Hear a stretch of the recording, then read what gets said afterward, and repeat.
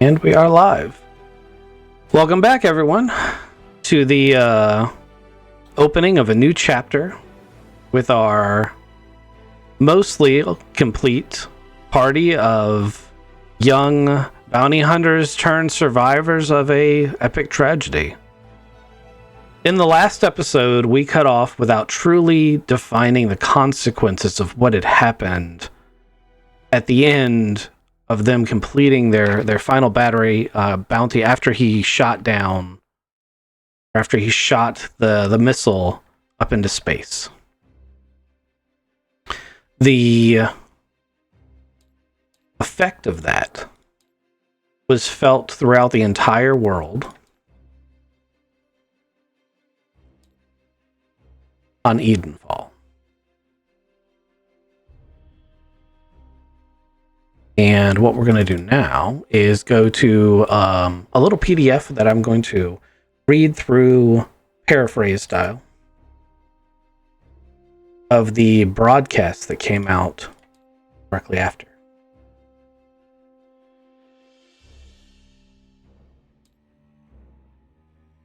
So, Russo fires his missile, and you all saw the results from the missile being fired from the perspective of the players initially. They chased the fighter down to the ground, down to the water. They pulled Russo out of it at the last second, trussed him up, took him and landed at the landing site. But that was, where they had started that day's adventure. And as they got to that point, they looked off into the horizon and saw a nuclear fire in the sky.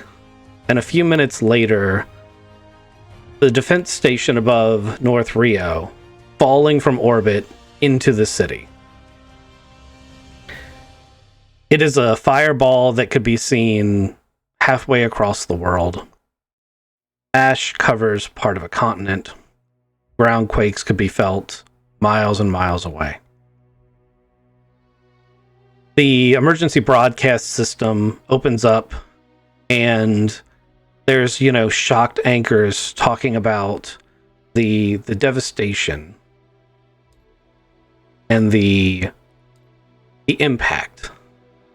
Streaking debris, cutting through the crowd layers, knocking buildings down. The giant building that was known as the Banquet, which was the base of an orbital tether, is compacted and crashes down and is fused. The very high-rise luxury condos on either side of it being, amongst other things, the homes to Hylar's love interest and several other family members in the underground caverns that are underneath the city that were compacted and fused almost immediately upon impact. This, of course, sends the party members into a panic, and they all separate and fly into the city, trying to, take care of their families, find their families, see what has happened. The scene is quite tragic, and the devastation is unprecedented. As the different characters go through their own private stories dealing with their loss, they realize that amongst the people they've lost is Tubbs. Their apartment 5, has been flattened completely to the size of a sheet of paper, and no one inside could have lived.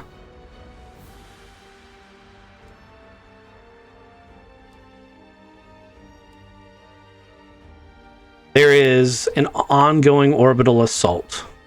Russo wasn't just a one-off terrorist trying to, create a chaos. He was part of an overall rebellion looking to unseat the federal government of Edenfall. And his strike was part of a planned coordination. The players, in fact, had tripped up the entire plan because they were all supposed to strike at the same time. Because the players attacked when they did, they triggered Russo to have to launch his attack early, which was like a beacon to the rest to initiate their plans, but it also meant that not all of them were ready, which meant that there was a ability for Edenfall to defend itself as an unknown force swooped in, dropped ships and starfighters of unknown types, coming in, taking out defenses, invading smaller city-states. The communications network and the supports for any type of intranet or internet across the planet fail, and each individual city-state becomes isolated. The refugees from North Rio fending for themselves on the cold tundra, those who survived in a completely vulnerable and precarious state. Okay. That's that part. Now we're going to go over quickly, and this is new information for the players, because the last information we have gone over the course of the past 2 weeks between sessions. Each player has written their own lore of what their individual characters have gone through. Most of them have been separated and have not had a chance to explain what has happened to their characters to their teammates. So at some point you may hear them talking about these stories that currently really only the GM and the player is supposed to be knowledgeable of. But they have not heard what happens in the 2-year gap between the last episode and this episode.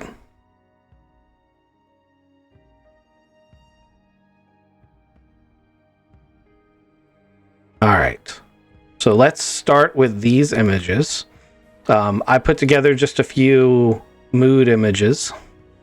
As I read through, these images will make more sense.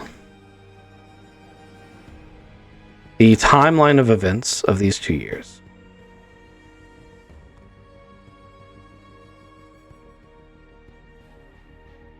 Okay. Timeline. 0 days after K-47 impact.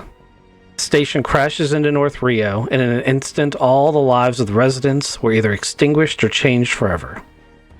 In the first few days after the impact, the city is wrapped in confusion and panic.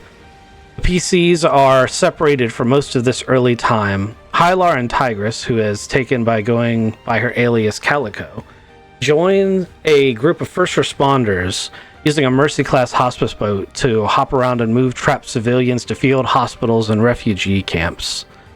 Braylix finds himself transporting emergency supplies into refugees and refugees into and out of the city. Meanwhile, no one in North Rio, or what was left of it, had any idea that a full invasion of the planet was underway.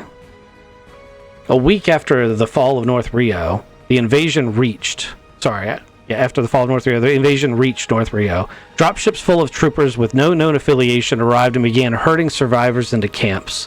At first, these camps seemed like a safe haven for the refugees, but the truth soon reared its ugly head. Fast forward 6 months after K-47 impact.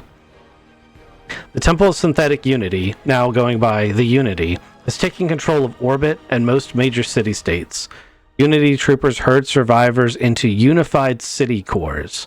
These compact living and working areas are much like the super dense city sectors that are found on urban worlds. During this time, Marcus is guided by Churchill over his mobile comm, which miraculously still works, to an enclave that represents the last of the local North Rio Cappersnap population.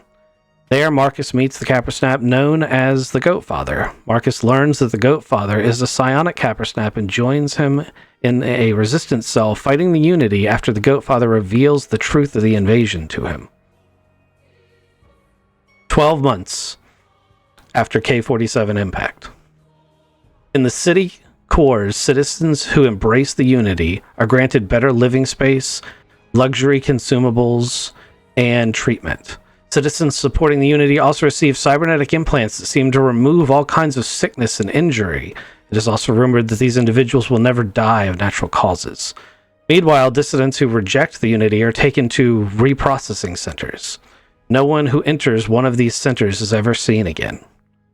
Frelix, Churchill, Hylar, and Calico are reunited as Griggs, now the commander of the resistance cell run out of the Mercy-class dropship the Defender, sets up an underground railroad to save as many dissidents in the North Rio City core and smuggle them to places like Drift. 18 months after K-47 impact. Unity establishes a planetary broadcast network to spread propaganda. The Edenfall federal government has been mostly pushed off the planet to the colonies and the rest of the star system. They still pledge to liberate Edenfall. The Unity begins to focus on its outreach programs, as it tells its citizens. Their news network calls the outreach programs... Oh, I messed that up. These outreach programs are called charity work, and they are for the betterment of people and humanity and, all these sentient species. But in reality, these operations are to hunt down people living outside the city core and either kill them or force them to move to the city cores. Garrett and some refugees are saved by Marcus's resistance cell during one of these raids, and Garrett joins the Goatfather's cell 24 months after K-47 impact. Pirate broadcasts showing some of the atrocities the Unity has committed triggers unrest and rebellion in the North Rio City core. The Unity spokesperson is assassinated in the middle of a live speech on their broadcast network. Both the Defender and the Goatfather's cell respond to a haven town that is being attacked outside of the city by the Unity. Battle goes badly, and the Defender is forced to lift off and flee with as many civilians as it can. But in the chaos of the battle, the PCs, members of this resistance cell now, are left behind and captured by Unity troopers. Dun dun dun. Okay, so now that I've done a lot of talking,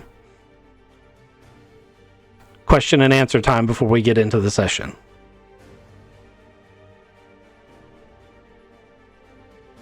You said it's a Mercy-class ship called Defender? Yes. Well, the Mercy class is actually a hospice boat, but it's called the Defender now because it's heavily modified. Okay. I have some information on it, but I wasn't planning on us actually getting to be on it today, so I didn't make a map for it.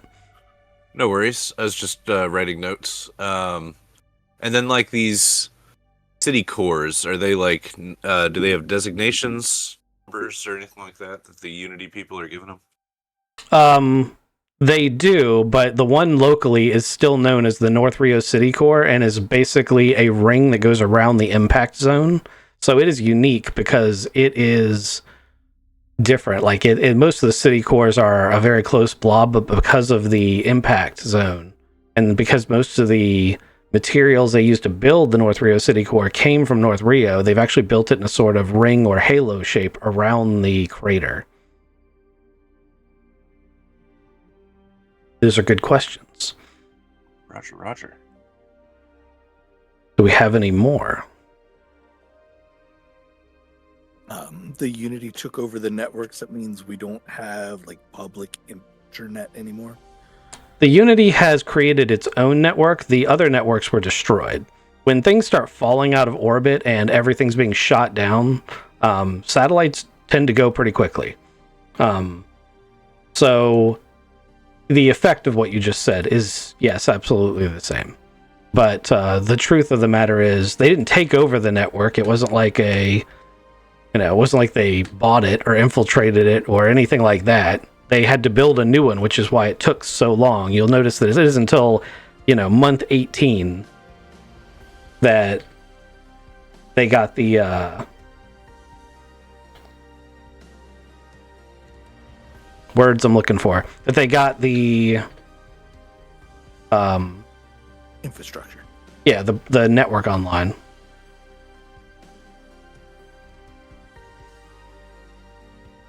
There you go. I popped that little spiel I just did in chat so that you guys can read it over at your leisure as well.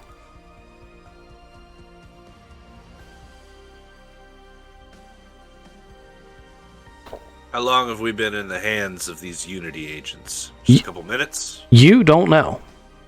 You are not. Okay. You are not currently conscious. That's cool. It's very much not. So, Ronan, Dodubs, Garrett, Marcus. So to make sure I understand it correctly, the two cells, so two separate cells, one that Garrett and Marcus are in, and one that Hyler and Brelix are in, are now merged, sort of, on the Defender without us. And the main federal government is off-planet in other colonies. Understand that correctly? Yes. When you say other colonies, we mean within the star system. They have not left the star system. There are... So the way the Traveler system works is the system might be called the Edenfall system, but very often, and this is no exception, especially with the many years in the Rift of them not having jump drive technology, when they colonized outside their world, they colonized the rest of the existing solar system. So there are, we'll say, around a dozen colonies, either on asteroids or less habitable worlds or space stations or scattered throughout the solar system that are just not the garden world that Eden is. God. Do we know if prior to the attack, are there any comms between the cells and the federal government? Yes, but it's intermittent. It's a activity of opportunity, we'll say. Sometimes the federal government will fly ships overhead.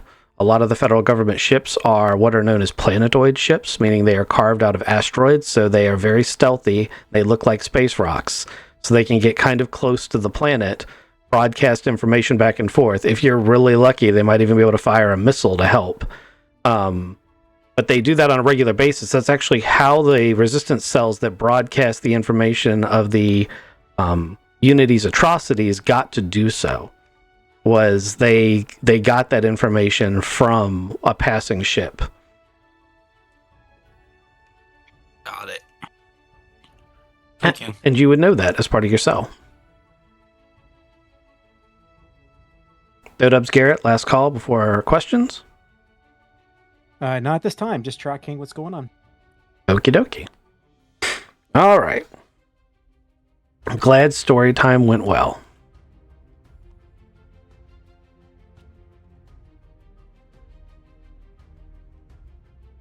So what I need now is for each of my players to roll an endurance check for their characters.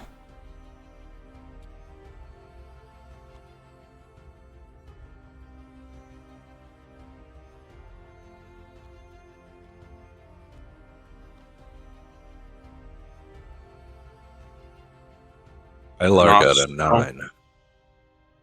10. Okay? 4? 6. When you guys say it like it's a question, it always tickles me.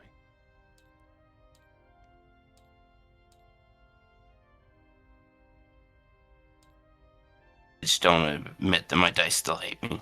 I believe the highest number I heard was a 10. Yeah, I Yes. believe Garrett. Oh, it's Garrett.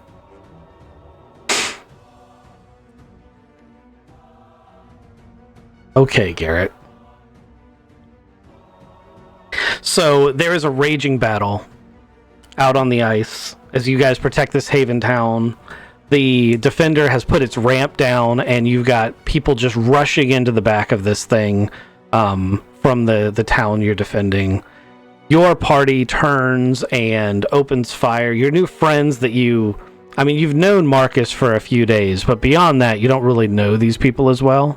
But you can see that they are valiant and determined to protect these innocent people in this evac, and it inspires you to perhaps extend yourself further than you would feel comfortable. And as a series of stunner shots reach out and start knocking the party members down, you realize there's no way you could make the 100+ yard runs to the now taking off defender. And as troops move in around you, the last thing you see is one of the Unity troopers rising up over a barrier and putting several stun rounds into your chest. Things go black. And when you come to, things are still black, but there's a pain in the back of your neck, in your arms, in your back. You're in an intense amount of pain. And you hear a voice. It's a voice that you have heard only through Marcus's phone. It's an ally of his that he plays pretty close to the vest who this person is, but they have come back with some miraculous information. Advance notice of when the bad guys were going to hit something, all sorts of intelligence that seem nearly impossible for people to know. But this voice is in your head, and you hear it say, "Garrett, are you awake?"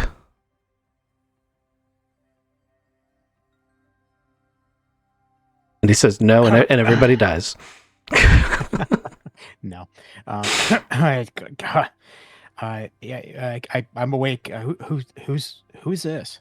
I'm Churchill. I am a friend of Marcus's and the other people who are in the cryotubes in this reprocessing center with you.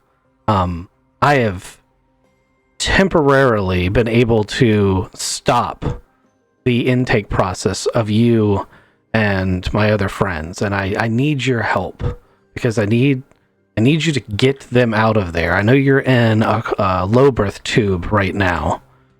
I'm going to get you out of that low birth tube, but I need you to help get everyone else out. Can you do that? Question. Am I hearing him in my head, or is it like a speaker? Am I responding to him in my head or vocally? Your choice on how you're responding to him. You hear him in your head. Okay, gotcha. Okay. I'll respond through thought then. Yes, I can help. What do you want me to do? All right. So first, I ordered the scary assimilation bots back to their alcoves for a diagnostic by simply repeating the diagnostic command through the local comms. I don't actually have access to all of the systems in this facility.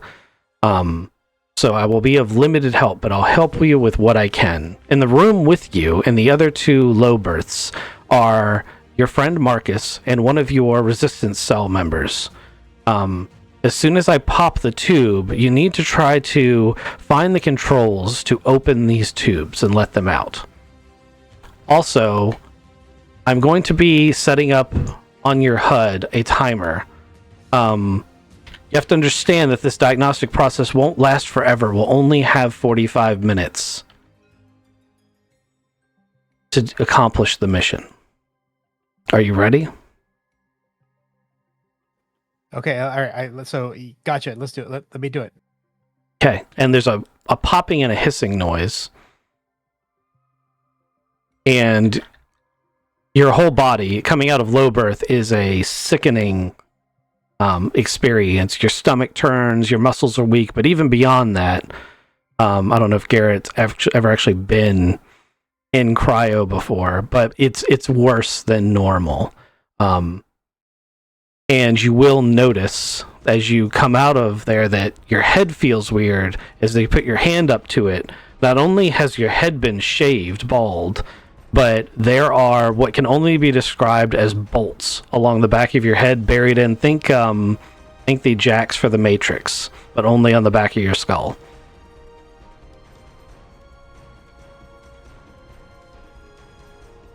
I imagine I am spitting up all kinds of cool stuff.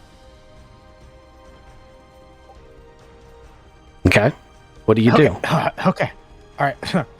So, oh man, gosh, you didn't tell me this was gonna hurt so much. Oh my gosh, all right. So let me get over to I'm gonna start want to stand. I don't know if I'm going to be able to stand, so I'm going to start crawling over to the other low berths to get them unlocked.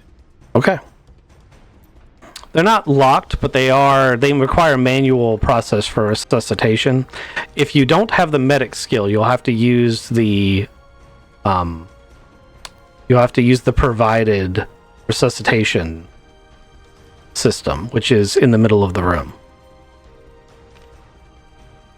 Okay, I'll use the control system in the middle of the room here. Okay, as you walk up to it, Churchill's voice comes back to your head, and you do notice that he is talking in your head.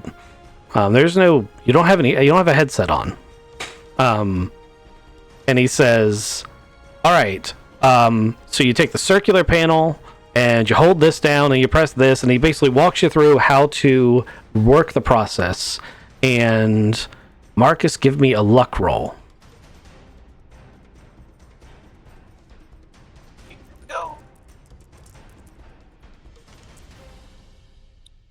Well, luckily, this is like the one thing that I have pluses on, so 9. Excellent. You made it by 1 point. You are the next person to wake up. And as your resuscitation process starts, you also hear Churchill in your head. Marcus, you guys have been captured by the enemy. Luckily for you guys, one of the Unity techs is so curious about why your phone works that he plugged it directly into this facility's AI. You probably understand why that is fortunate for you. I'm trying to walk your friend Garrett through how to take everyone out of cryo in this room. You will need to explore the facility and find your friends. And then I think I can get you out of the building, but we are on a timer, and you only have 41 minutes and 35 seconds left before the diagnostic cycle of the assimilation bots is finished, and they will come back to finish the job. Roger. And let me find Marcus. Hello, Marcus. Let's take you over here. Hey, Marcus, you okay? You awake? I got this. Man, are you all right? I am awake and functioning, yes. Gosh, I got this voice in my head. Some Churchill person just talking to me. It's the strangest thing. Somebody talking to me in my head. Do you know who Churchill is? Yeah, he's awesome. Can you get our third person out here? Garrett, I'm gonna go check the door. you don't know if you should tell Marcus this, but he has also been shaved and also has bolts on the back of his head. And when you shave a capper snap, it's not just the top of the head. He's been sheared. Yeah. Oh, he's looking funny. Yeah, he's got patches missing where they had to go all the way down to skin. It's pretty fugly. And you notice significant cybernetic bolts sticking out of a lot of places. All right, you guys. Well, I don't think we have a lot of time, so I'm just going to avoid that. Okay. Well, you guys can tell me what each of you are doing. I'm going to start off running the control panel here and try to free the other party member. Okay. Give me a luck roll.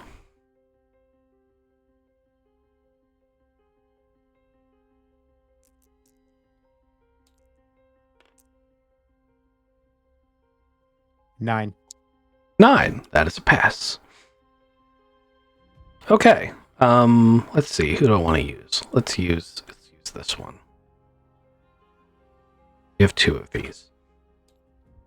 So you finish running the cycle, and a human woman who is part of the resistance cell comes choking and coughing up blood, and she's got the same, like, her head's been shaved, and she's in this also you all are in like hospital gowns, like white hospital gowns. She's in the same setup as you, and you know her as Sarah.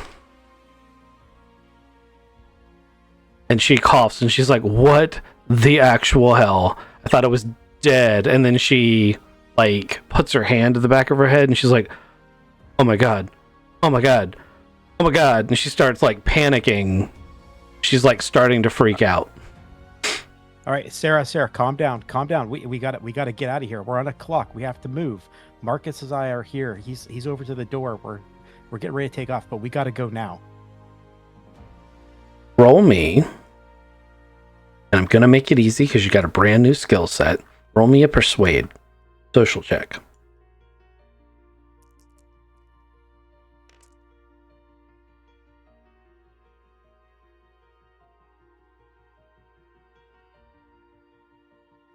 Eight. Wow. Okay.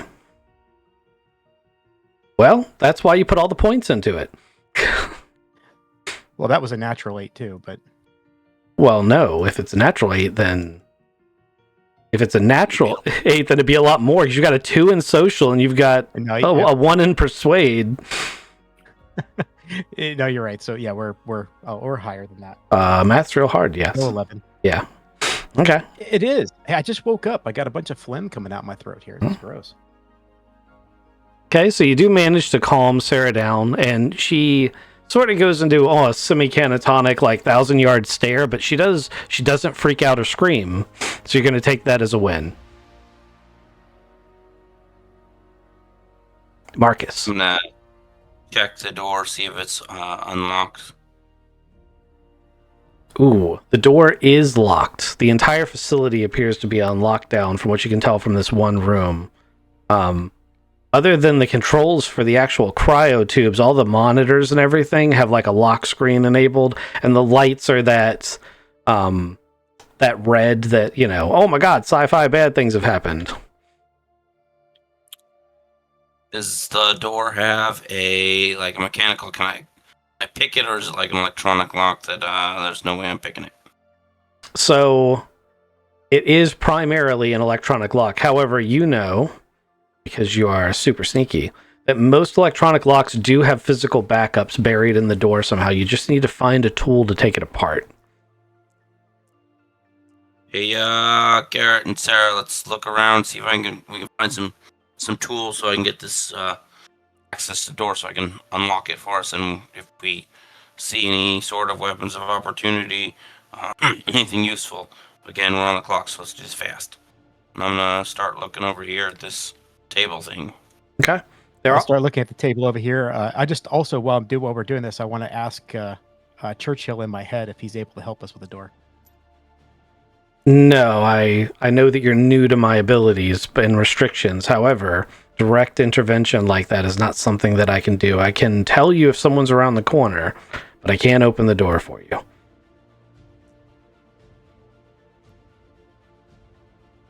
And Hylar is actually going to wake up at this point while you guys are running around doing that. So Hylar, you come to consciousness in excruciating pain. You had the exact same experiences, the exact same shaving, the exact same implants that the other ones have. And you hear Churchill in your head say, Hylar, you're awake. I'm going to attempt to pop open the cell that you are in, the cryobirth that you're in. This might hurt. Do it. And instantly an emergency ejection flushes you out of the bottom of the low berth, and you are emergency ejected, which is a strain and could hypothetically hurt you. But you rolled high enough that being emergency ejected means that you actually don't take any damage from that. But now that you're out, Churchill says the Garrett and Marcus in the other room have also already woken up and are trying to get out of the room that they're in. In the low berths with you are a member of your resistance cell, and Braylix is in one of these tubes. We need to get everyone out of here. I have managed to send a false signal to the assimilator bots that were trying to assimilate you into the Unity. They are going to go on a diagnostic, but there's only 34 minutes and 12 seconds remaining. We must get you out of the building before that time runs out. Tube is Brelex in. And he overlays on your HUD one of the tube's highlights, and you realize that you have a HUD in your head. I blink a lot. Oh, I don't like that. God. I'm gonna move over to the tube. Is there? I don't want to eject him. Is there like a shutdown or? Yes. How am I supposed to do this, Churchill? Hylar, there's a panel behind you that's it's a manual release, and I can walk you through all the buttons to press, and he walks you through the same step-by-step process he walked Garrett through. Come on, we're not going to comment on manual release. We're not doing phrasing. All right, never mind. I hit the control panel. You can do that with Braylix when he wakes up. There you go. That's good. You need a roll? I do not, because he walked you through the process. Fantastic. I already did all the rolls to see if the first two people would take damage. I'm going to pop my lizard friend out. Okay. Braylix, you come too. All of the same things have happened to you. Luckily, you didn't need to be shaved. But I imagine that for a WAP, the revelation that you have been cybernetically modified is a bit more impactful. I mean, it's terrifying to a normal person, but the WAP have special feelings about that. I'm handicapped. I didn't choose to make this. Does that make me not handicapped? I can. No. What are you saying, Churchill? We have to focus. Got it. And then, Marcus, sees Brelix do this weird thing with his hand and his body, where he somehow, and then goes, "What can I do? How can I help?" And he looks around and he walks straight over to the computer. All right, so the computer screens have a lock on them. Hold on, I'm bringing you guys your tokens. Trying to bring you guys your tokens. They don't want to unlock. There we go. Got him. A little big. We'll make them smaller. Computer, are you working on? I'm going to try to get the other person out. Okay. You follow the exact same mechanisms. Give me a luck roll. That's just to see if NPC lives.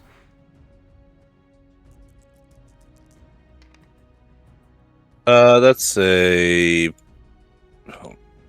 12 is a 1, so that's a 8. Okay, an 8's a pass. So, out of the other cryo birth comes a member of your resistance cell that stood their ground with you. I remember you from Drift. Yeah, and I can't remember your name. Not much of a talker. We're gonna call him Ron. Ron, we had a cool nickname for you, Ron, but I'll try to remember it. Yeah, Ron is he definitely was a member of that group. Like, it was the resistance that brought you guys together. You used to hunt this guy, and he knows it. I tell him his head is shaped funny now that I can see it. Now that it's shaved. Like, your head's shaped funny. It's funny looking. You got a lot of room to talk there, Patches. Yeah, this is going to be really itchy, and I'm not looking forward to it. We should probably get the fuck out of here. Time's a ticking. Brelix, what are you doing? Brelix is looking at a lock screen, trying to find a manual override, or see if he could press enter enough to get to break into the locked screen. So Braylix is trained in computers enough that I don't think he would just stand there trying to do that. First off, it's impossible. Second off, he's going to look at that workstation and say, that's for doing research, not for opening the door. So he's too smart to do what you just described, in my opinion, but he's your character, so you play him how you want. 100% that Brelix looks at the computer, goes, "Oh, this is just a research station." Turns slowly, sees the door, realizes before he even gets to the door, he's not going to be able to get into it without popping a panel open to get to the access point behind it, and starts looking through this table for a pry bar so they can pop it open. Okay. You're going to find some medical instruments that are for the very nasty looking surgical table there.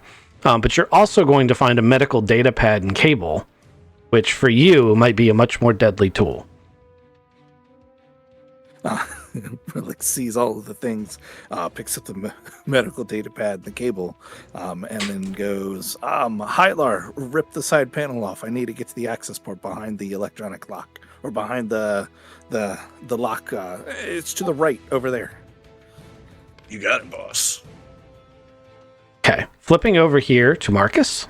You guys have found tools and gotten the lock open. I imagine that the other two characters, although Garrett's free to do whatever he wants here, are simply watching as Marcus picks this lock. Is that what's going on this side? Really picking the lock.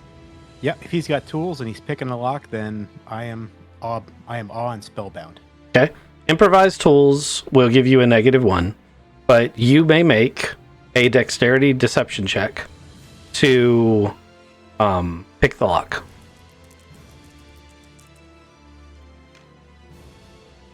Nine. You pop the lock open. Braylix, you get the data pad plugged into the electronic part of the lock, and you may make an intrusion check, which is a computer's electronics check, to attempt to open the door. 11. All right. At almost the same time, just like in the movies, the doors come open and you guys can see each other at opposite ends of the hallway. The party is reunited. Church starts to laugh a lot. Oh my God, Marcus! If I look half as ugly as you, this is gonna be fun. That's so funny. Oh, holy crap, kitty cat. Good to see you, but not really, because you're hideous. We need to get out of here. Love you too, man. We're like on a clock. Relic says, "You got Churchill in your head?"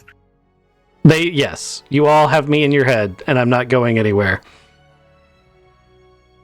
Okay, we are. Everybody gather up. And he makes sure that everyone has the HUD that says 26 minutes and 33 seconds. Relic We're gonna go down the unblocks hallway. from the lock. Okay. We need stuff and an exit, and if we can get my phone that they've got plugged in, so we can get them not to have access to Churchill, that would be cool too. All right, gentlemen, you're going to need to be quiet. There are human technicians in the building. The storage facility is at the end of the hall. I can't tell from the diagram exactly which side of the hall it is, but at the end of the hall, there's a storage room that has a waste extraction unit, a trash chute, for lack of a better term. That is your way out of the building. Also, I just found out that the streets are rigged with extension sensors of this facility. If you are scanned by a security point at any point outside before you get out of the city, they'll know who you are, and we will have difficulties. So we actually have 25 minutes to get you out of the city. Great. All right. Do you need a stealth roll or anything? I'm gonna go pop. If you do want to go pad down the hallway, I need stealth rolls for anyone walking past the middle set of doors. I sure am.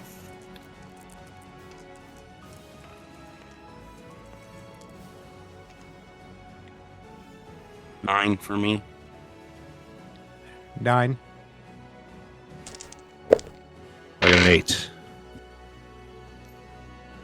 Relix. Relix is waiting for them to give me the all clear to sneak past. Okay. Your NPCs both made it, and the technicians saw nothing.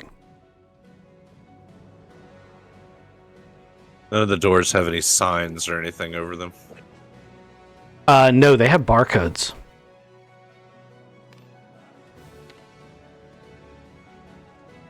Do you want to... damn it. I don't know if I want to... Oh, yeah, well, let's go ahead and do this. You look really hard at a barcode, you blink, and it resolves into a word.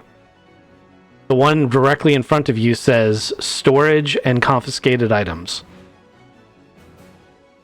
God, guys, I just had the weirdest headache, but I think this one says storage. I'm putting one hand up to my eye and blocking it, looking at the barcode.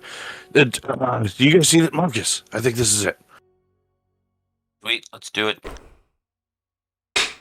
This door Tech- requires a key card and has a hardened lock. Shit. This door. Okay, check that door. That door is unlocked. Give me a perception check, Marcus. And Hylar. Hylar has a heightened senses.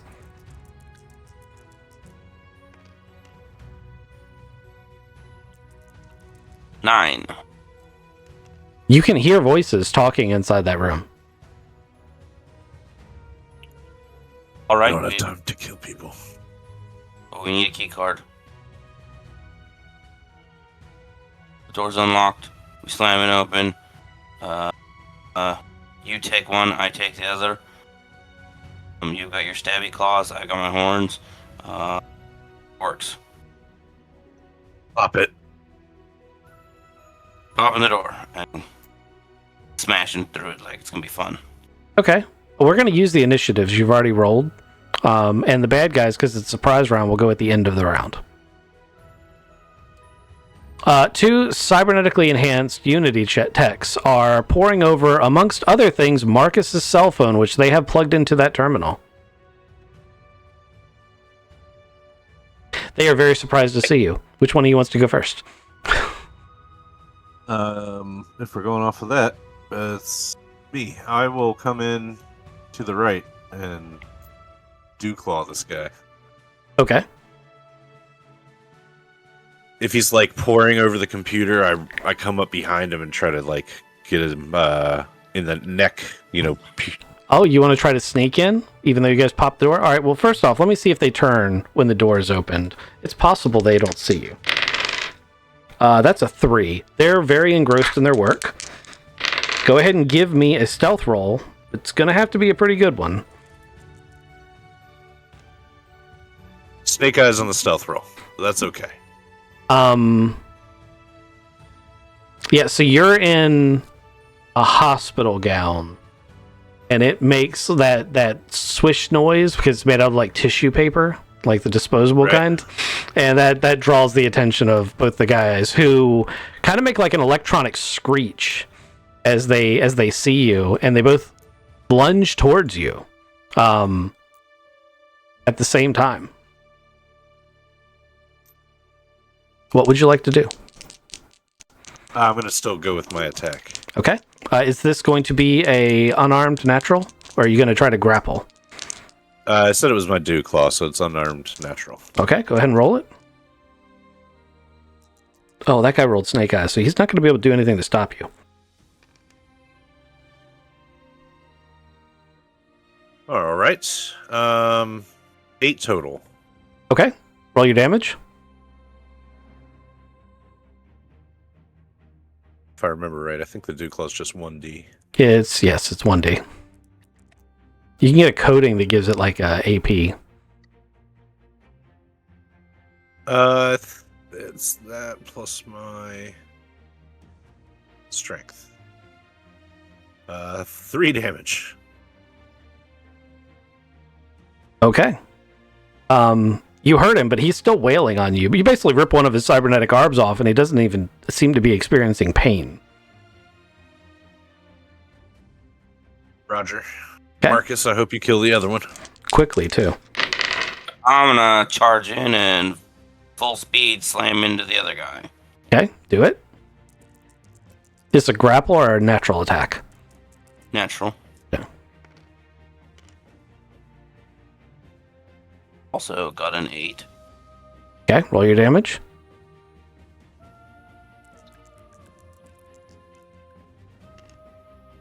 Uh, 5 plus 1 for strength, 6. Okay. You actually kill that one. You carry him all the way back into the chemistry workbench, slam him into it, and unfortunately for him, there was a nice sharp piece sticking out, and he's done. Sweet. Lights and his little cybernetic implants fade. Hylar, Braylix. Garrett. Braylix taps Ron on the shoulder, and he points to the other door and points his hand, and he leans up against the wall to make sure that nobody doesn't come out of this door. Okay, he wants Ron to cover this door. That's what Ron thinks anyway. Sarah's going to actually go up to him as well. I'll roll something for her real quick. Ooh, boxcars. Okay, she does not do the terrible thing that I was about to do to you guys. All right. Garrett? Did Garrett go? He didn't.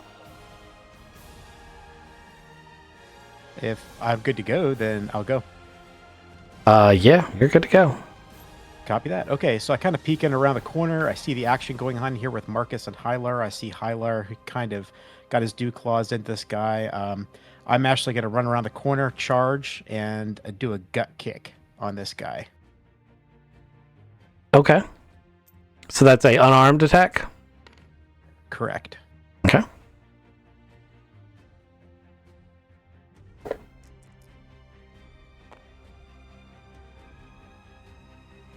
So we have an 8. Roll your damage. Okay, I've never done unarmed damage with my foot before. 1d. Copy. Plus your strength. Plus your strength. That is correct. But you only add strength. It's not strength or dex. Oh, gosh. I rolled a 1, got a 1 modifier. 2. You kill him. That's how many hit points he had left. Oh, Excellent. perfect. He's got a dew claw stuck through his chest right now, so it's not like he's in prime condition. Marcus, get your phone. So you ready for me to connect you from the computer? Yep, yank me. I yank my phone out. Yank me. Thank you. Are we still doing phrasing? Because Really not. we're not, we're doing something else. You got to tell me. Right. All right, let's go. I'm searching for key cards. I'm gonna search this guy for a key card. They both have a badge that you realize is the same shape as a keycard. Grabbing it. Okay. You run over here and you open the door to this room.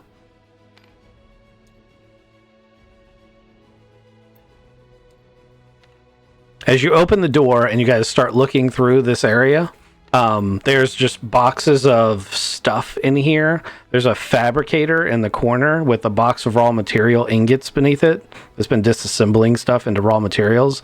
And then there's a waste disposal at the end of the hall. It's obviously where they process a lot of the gear. As you guys walk in, you also hear Churchill go, guys, I found something really important, but we got to get you out of here first. Is it? I think I found some really cool gear that the Unity are chasing down that's nearby. Could be a game changer, and considering your current scenario, I think it would be really important. But right now we need to get out of here. But we need transportation. We don't need it. I'm safely back on the ship. You guys need transportation. I'm gonna look for my stuff. Your stuff isn't in here. When I said your stuff is on the shipboard locker, it's on the ship. Down the chute, Yes. fly boy. Garrett's hitting the side of his head. He's like, man, this Churchill, is this normal? Are you guys used to this? Is this the way it always is? No, Totally. On the clock. Maybe. Let's go. We'll talk later. Down the chute. Whee! Are there pants in this room? There are sets of civilian clothes in here.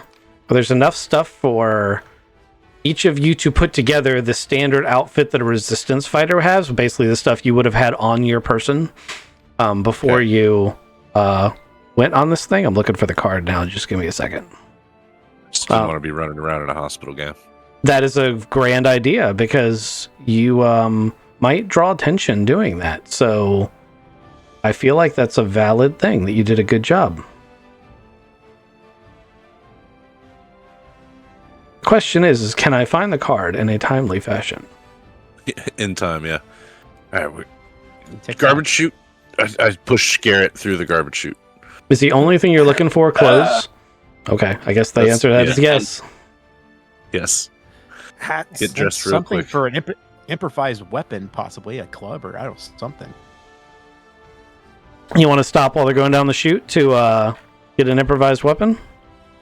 Who stopped for clothes? I got clothes and nothing Yeah, else. I need clothes. Okay, it's 2. Those are fun. Clothes are for Marcus. Frelix needs clothes. Okay, there's 4 cards for clothes. And who we have down at the bottom of the chute?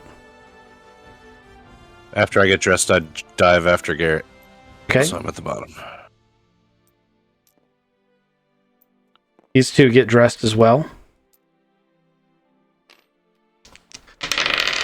Relics, make sure he has the laptop and the cord. Jumps down. Okay. So nobody stopped to take anything but clothes. Okay. Well, I got pushed down the chute before I got a chance to check out for an improvised weapon or something, but that's fine. Okay, you guys find yourself in an alley. It's blocked off to one side, and this side leads out to a street. And you hear Churchill say, "There are Unity patrols on the street ahead of you. Try to blend into the crowd as best as you can and make your way to the west," which is this side. I know we're all facing different directions. And there's a parking lot there. I've intercepted the start code for a vehicle that you can use to try to get out of the city. Okay, we're a big enough group. We should all try to walk together, like we all belong. Just be casual. Yep, be casual. I'm gonna peek around the corner before we all make it around the corner, though. Out in the business. Go ahead. I'm looking for those little scanner stations that we were warned about. So as you walk up to this light, you'll see that those scanner stations exist on pretty much all of these lights. And the trick to keeping out of the scan zone, and you would know this from your time in the Resistance, is to stay out of the pool of light each light projects on the ground. I see. There will be times when that will be more difficult than others.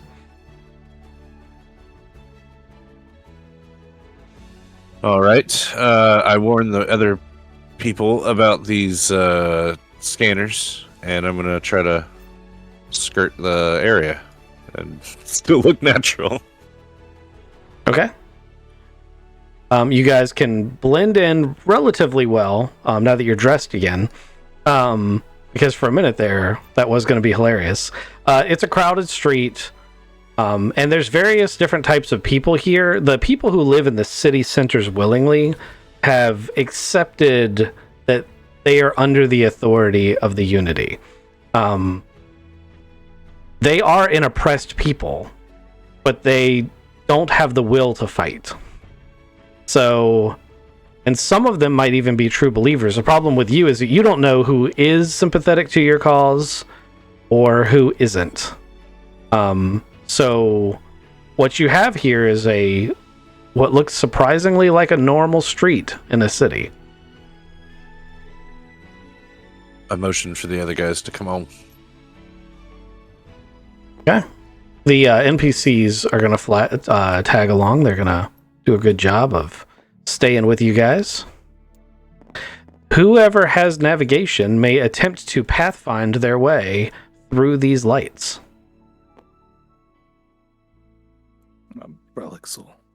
He's looking down in his tablet, kind of looking up, trying to figure out how to use all of the cybernetics things, but he also doesn't want to, but he also gets it under control. Navigation is education? Yes, navigation is education, or if you're in an unknown area, you can use intellect. So for this pathfinding, you could use intellect. If it's education, it's a 12. If it's intellect, it's a 10. Okay, either one of those is a pass. So you guys can make it up to here. This is as far as you can get. To get to the parking garage, you just don't see a way to get past the scanners. You're going to have to find some way other than just walking around them.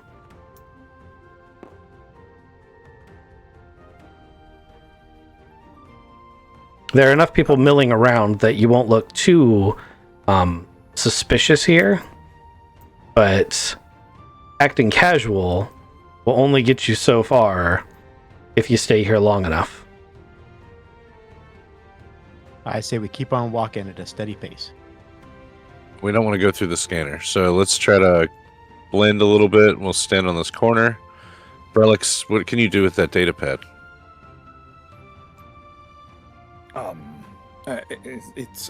I look at it and I say, "Is there a way I could hack one of those scanner towers?" Churchill says you could, but you'd have to get up to the base of it. So in order to do that, here, let me throw a few extra things in for you. And he adjusts your vision, and you can now see a red line that sweeps from side to side from the light above, and it goes back and forth. And he basically says if you can get, while it's swept to the other side, to the post, and then hack into it before it sets off the alarm, you could, in theory, just cut it off. You could also try to time your crossings through the barrier so that you miss the sweeping scanners without interfering with the posts. Being able to see them should give you a huge advantage. Obviously, most people can't do that.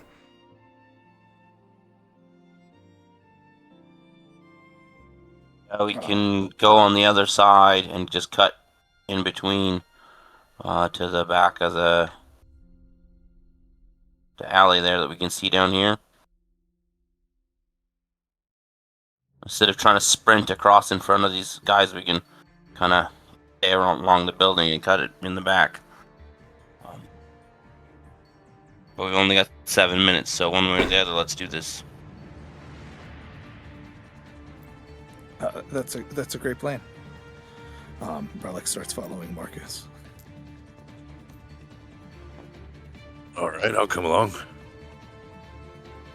We gotta just time it. Yep. As soon as the line starts moving from here, going over, we go for it. I just need to know if you're gonna go hack it to turn it off, or are we just trying to run past it? Run past it. I don't think. Okay. There is a secondary benefit of hacking it, Churchill says, and I'm not saying that it's worth the risk, but if you hack it, I should be able to download all the information from the scanner.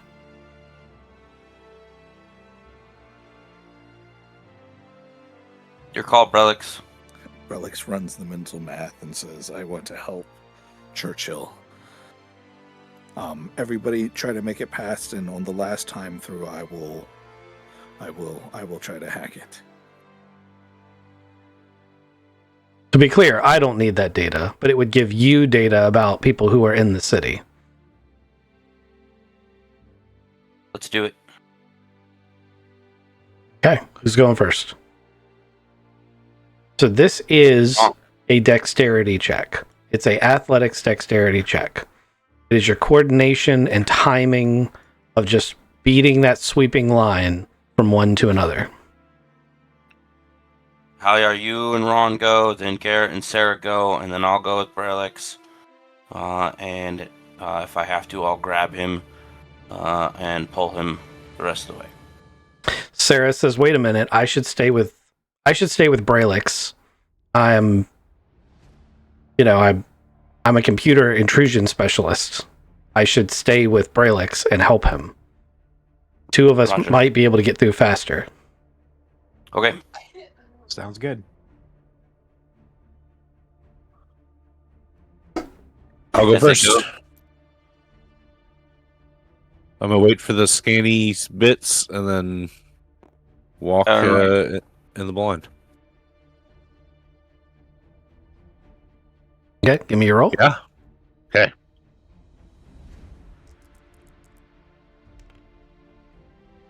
Oh boy.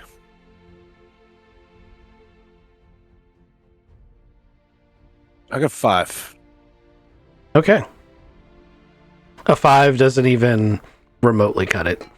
Nope. Hylar, he tries, but he just got dumped out of a cryotube after getting shot up and then cut on, and he's just not used to, being half cyborg. And the line sweeps across him as he basically just doesn't move as fast as he remembers moving. And the street light turns red. And Hylar is highlighted by the street light as it goes, meep, meep, meep. What does everyone do?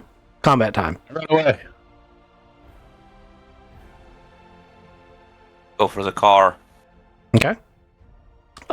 because you all have cybernetic enhancements, you guys can see that this car is the one that Churchill has highlighted. It's not exactly a Ferrari, but it will fit all of you. Hylar rushes to it. Okay. Anyone who wants to give me some checks here, you guys can do so, but try to do it in semi-combat time. So take turns.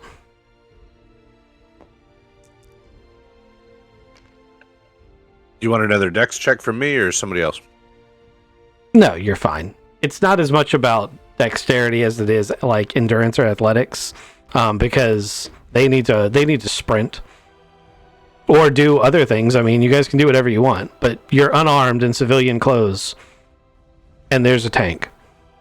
I don't know if you saw it. Is anybody coming after us? Just these guys over here? Just these guys. I believe you may want to reevaluate your life. I mean, well, these guys. Is there anyone else in the crowd coming after us? Yeah, you are in what's known as deep shit. Okay, we're running. Okay. Ron has left you. Everyone's basically left you behind. Garrett, we're waiting for Garrett to make the decision to join the party. Okay, endurance 6. Okay, endurance 6. So none of you make it all the way to that in the first round. Nobody passed, right? No. Okay. Correct. You guys just haul ass. Now, there's a food vendor between you and the tank, but you do hear the troopers. They're like running up to the thing. They're trying to figure out what's going on. One of them is smart enough to take cover. They're not usually that bright. Okay, give me another roll. And very specifically, tell me which seat you're getting in the vehicle, even if you're not the driver.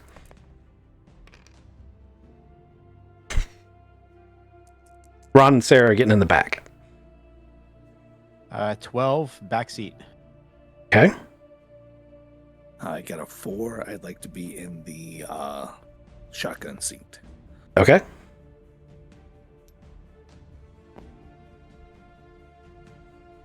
I got a 7, and somebody's got to drive it. I guess I'll do that. Okay. Hylar, that leaves you. I also got a 7. Was it? And I So nobody I passed. get in the last seat. So it was the last back seat. So nobody passed, so it didn't make a difference. Well, I got 12. Oh, but you immediately chose to jump into the back seat. That's fine. Yep, that's true. Oh, you probably don't have the skill to drive the vehicle anyway. Your last character was the driver. So if you passed, you would have had the opportunity to take another action after you got into your seat. But at this point, I don't think it matters. So you start up the engine the next round. These guys come around the corner. They have drawn weapons. The engine starts. This one's still keeping in cover because he's smarter. And they start shooting at the vehicle. But they are shooting stun bolts. So they are trying to keep the persona of being a peacekeeping force. No. They're a well-trained peacekeeping force, apparently. Uh-oh. It's okay, you guys already set off the alarm.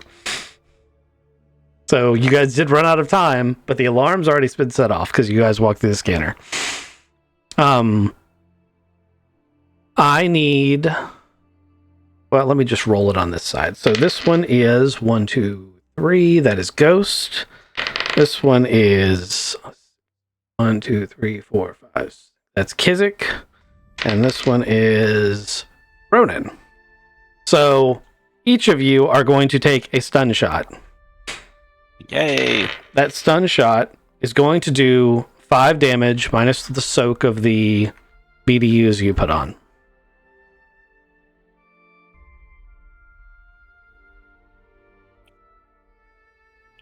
Three damages. Okay. Who's in the driver's seat? Me. What do you do? I can't go straight forward, right? There's a wall there. Yes, the exit to the parking area is down this direction and goes straight onto the, for lack of a better term, highway. I'm going to reverse into the guys and drive out. Excellent. That's my plan. Did you know that there are special rules for instigating a collision with pedestrians? Nope. Did you know it's a +6 to the damage that you do per speed band, which for you right now is just very slow. Go ahead and give me a drive check. Drive is dexterity, right? Drive is dexterity, that is correct. Somebody had to drive. Minus It's okay, the 3 tank's gonna plus kill us. 1, 2. That's a 2. That's not very good. I mean, I concur. Okay. I'm pretty sure a 2 is a critical fail. Yep.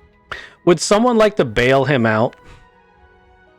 The party could be a little creative here and stop a complete disaster from happening, or I can wreck the vehicle.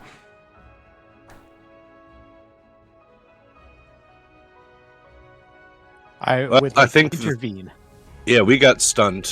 I'm running a little slow, but I think Garrett could intervene. Absolutely. You don't just get to say I intervened, though, Dubs. Yeah, save the day, man. Okay. All right. So he's backing up. He's about to hit the wrong thing. Is that? Sorry, I had a comms problem. Are you playing on your damn rolled a phone again? No, I'm not. He rolled a 2. He's basically just crippled the vehicle unless someone intervenes to help. I, as the GM, could absolutely kill the entire party right now, and I'm trying to give you guys a way out. All right. So if he crippled the vehicle by, driving it. I have not crippled the vehicle yet. I rolled a 2. If you do nothing, the vehicle gets crippled, and we take all the effects of that. The question is, what are you going to do to intervene to stop me from What I'm crippling gonna the do is, vehicle? I'm gonna go from the rear end. There's a window in the back. I'm gonna reach across. I'm gonna grab the steering wheel. Okay. Give me a dexterity drive check.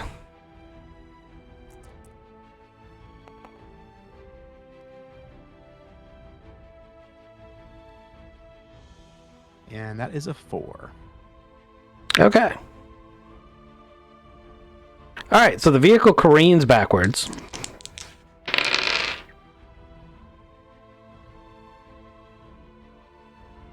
I have to look up how much hit points a car has right now. Hold on a second.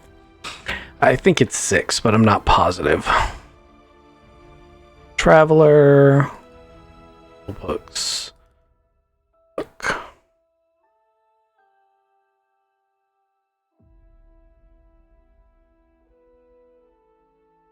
The car. Okay, it has 2 armor. It has 12 hull. It takes 6 damage. So you guys have done half of the vehicle's damage. The bad guys are able to easily get out of the way. It careens into the back of this food shop, just careening through what was the cooking area of this little food shop. There's a massive, hot oil fire immediately all over the back of the canvas.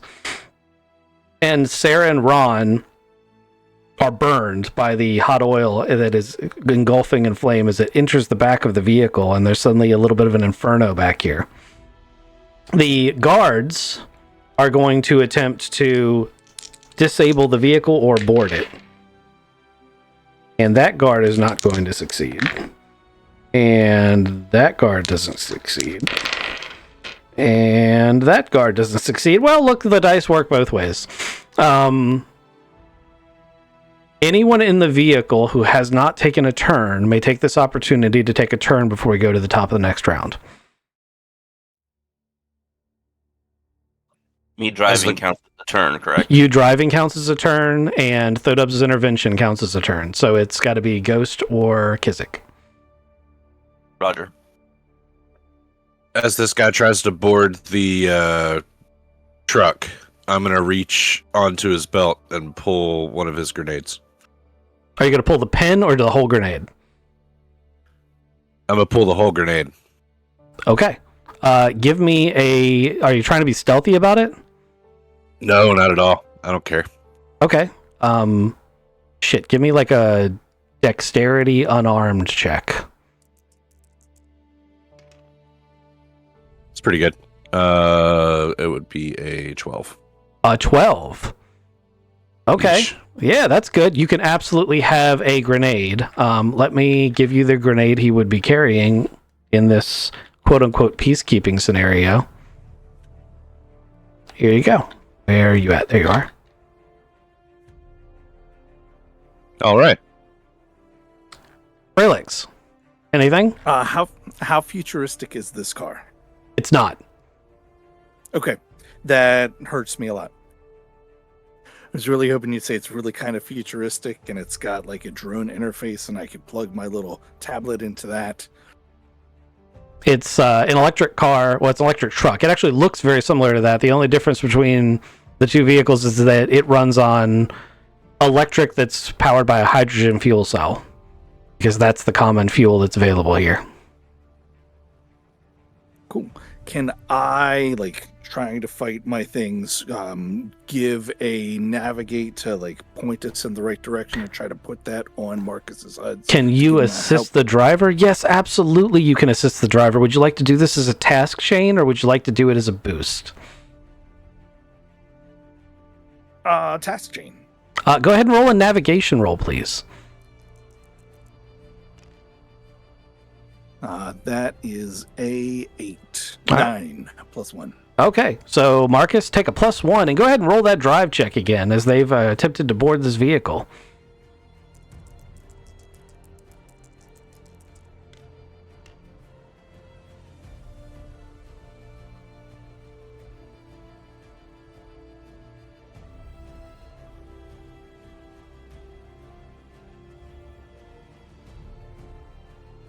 Are you muted? Sorry, Muted. I am totally muted. I hope I didn't miss anything good. Oh no, I totally did all the math out loud and explained where it was from, but I won't do that again. 8. Okay, 8 does it. The vehicle careens out of the parking lot, and you find yourself on the highway. Gonna take their little police truck. And we're going to do a vehicle chase scene in approximately 3 to 4 to 5 minutes when I get back from my bio break. Get your motors running. I will also Get go out use of the those studies. highway. Be careful. I'll try.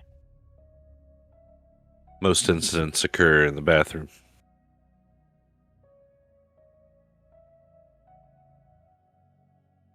Well, gents, I thought we were dead as doornails there in the parking lot. I'm glad that we've gotten out of that. Yeah, that would have been a tough start to a new chapter. Yeah. I can't believe I'm like 20 or 21 now. I was just getting it in my head that I was 19.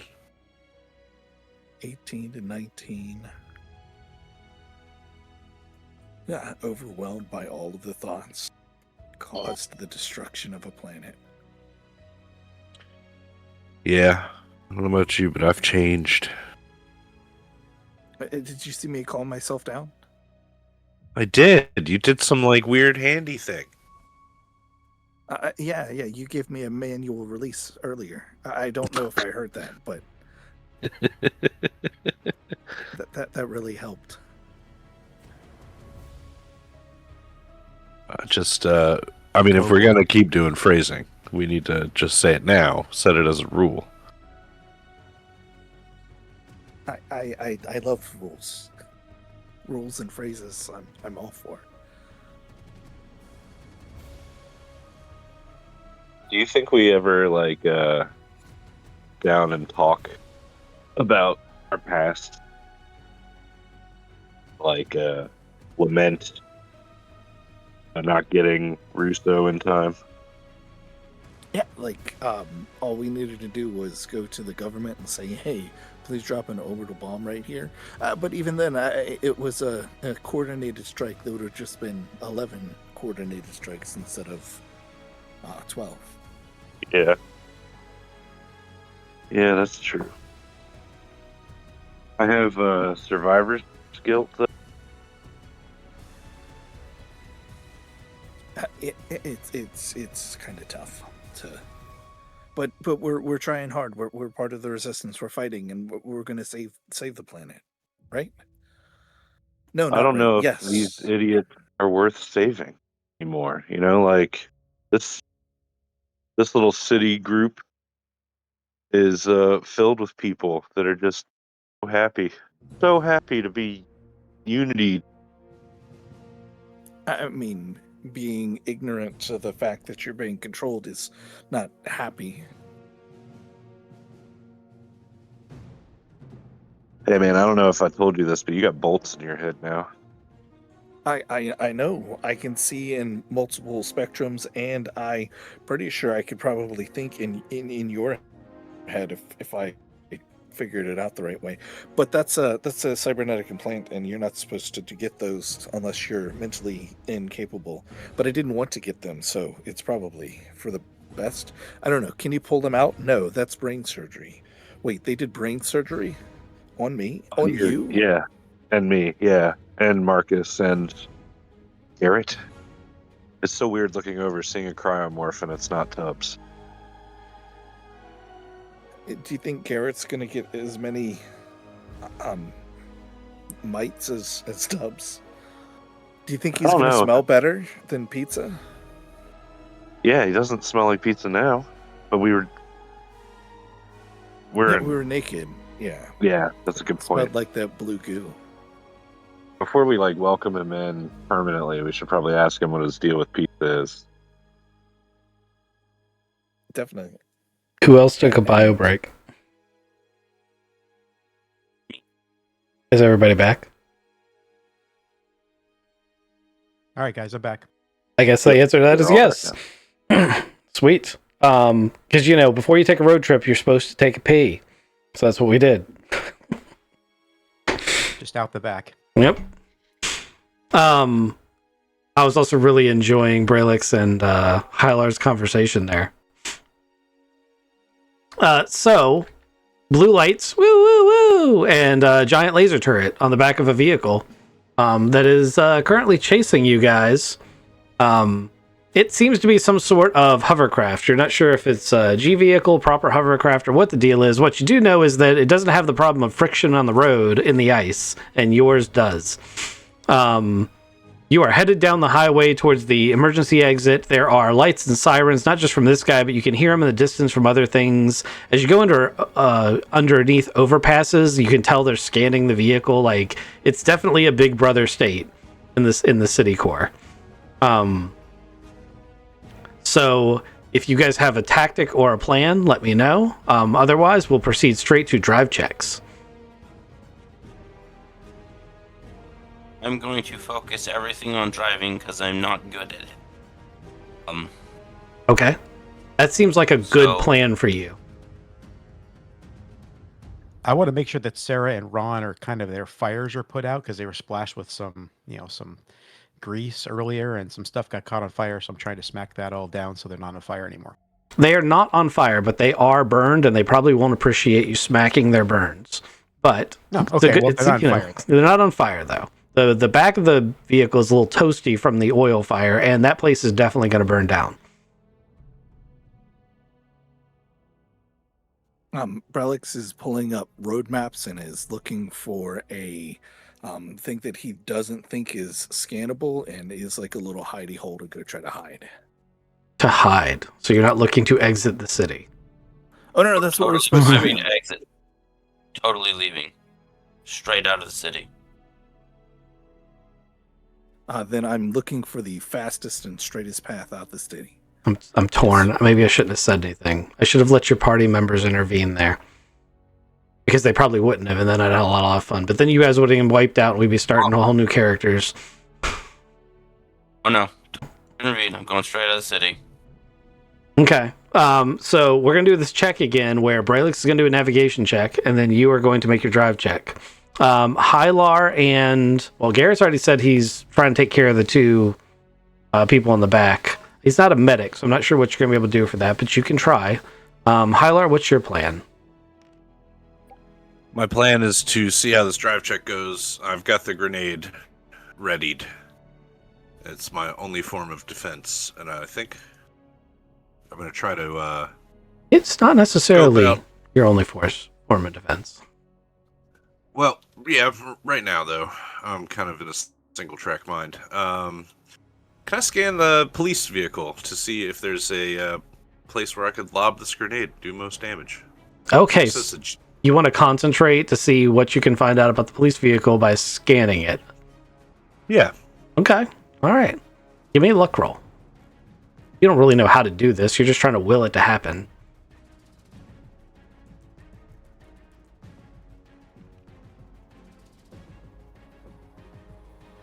12. Nope, sorry, 11. Okay.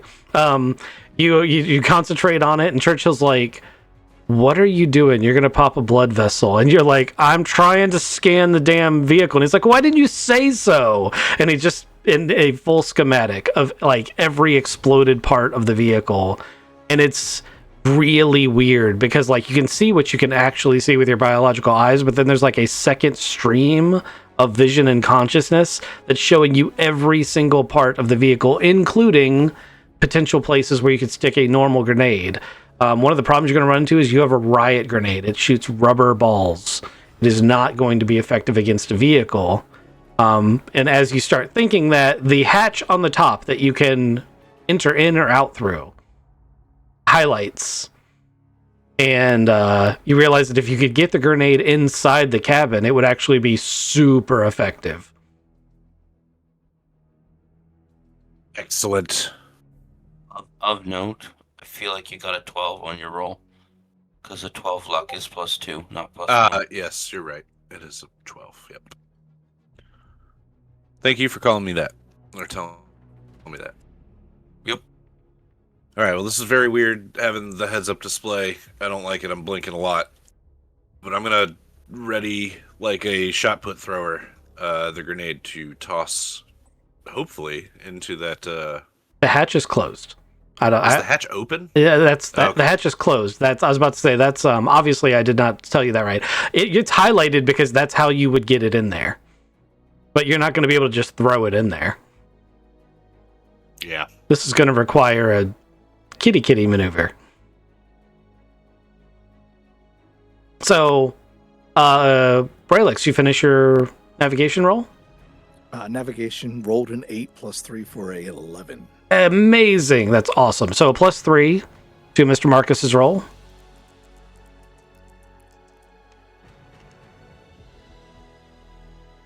I hate my dice. 3 + 3 You are plus 1. You are pressing -3. R and not F, Yes. right? Okay, just making sure. Absolutely. So his +3 and my -3. 3. But Wash. my +1 for dice gives me a total of a 4. Okay. It's on ice too, so it's not an easy check. So you're sliding back and forth on the ice. This vehicle was not meant to go at these speeds on this icy highway, and the hovercraft, it gains a lot of speed, and it gets right up behind you. You can see that there is a laser turret on this thing, but it's pretty obvious at this point that they intend to take you alive and that they're going to try to bump you off the road. They've now gotten to, I'm going to say, within 6 to 10 feet of the back bumper. And you guys are going approximately 60-ish miles an hour. Right, Lex. Tell Tigress I love her. And then I'm going to jump out the back of the car. Tell Tigress Onto I the love her? police Oh my. Yeah, it's been a while. I think Chi Taylor's dead. We're gonna have lots of good conversation about this. Also, called it, Kizik. You remember? I called that. It's perfect. I called it. You did. Okay. Let's see your leap of faith. Anyone want That's my to? leap. Who wants to do something stupid here? You don't have to do it alone. I'm gonna slow the vehicle down, but in a controlled manner, so they slow down without ramming the car. Okay. I thought he was waiting for you to make your check, which you already did. Did Okay, fair. Did I misinterpret that? No, you did not. I'm just trying to be helpful, even though my turn's already done. Oh no, you are very helpful, but also, that's not what happened. So what I was really gearing towards is Garrett gonna try to do anything to help? I don't. Yes, I'll try and help. I just worried about doing something stupid as far as him doing something stupid. He's doing something stupid. That's half the fun. Yep, that's a lot of fun. All right, Although, well, with I'm gonna help. that said, he may be rolling a new character in like 3 minutes. All right, I'm gonna help him I'm gonna help him do something stupid, more stupid. How about that? Okay. Ron So, is what I'm gonna also do is gonna help. Oh, okay.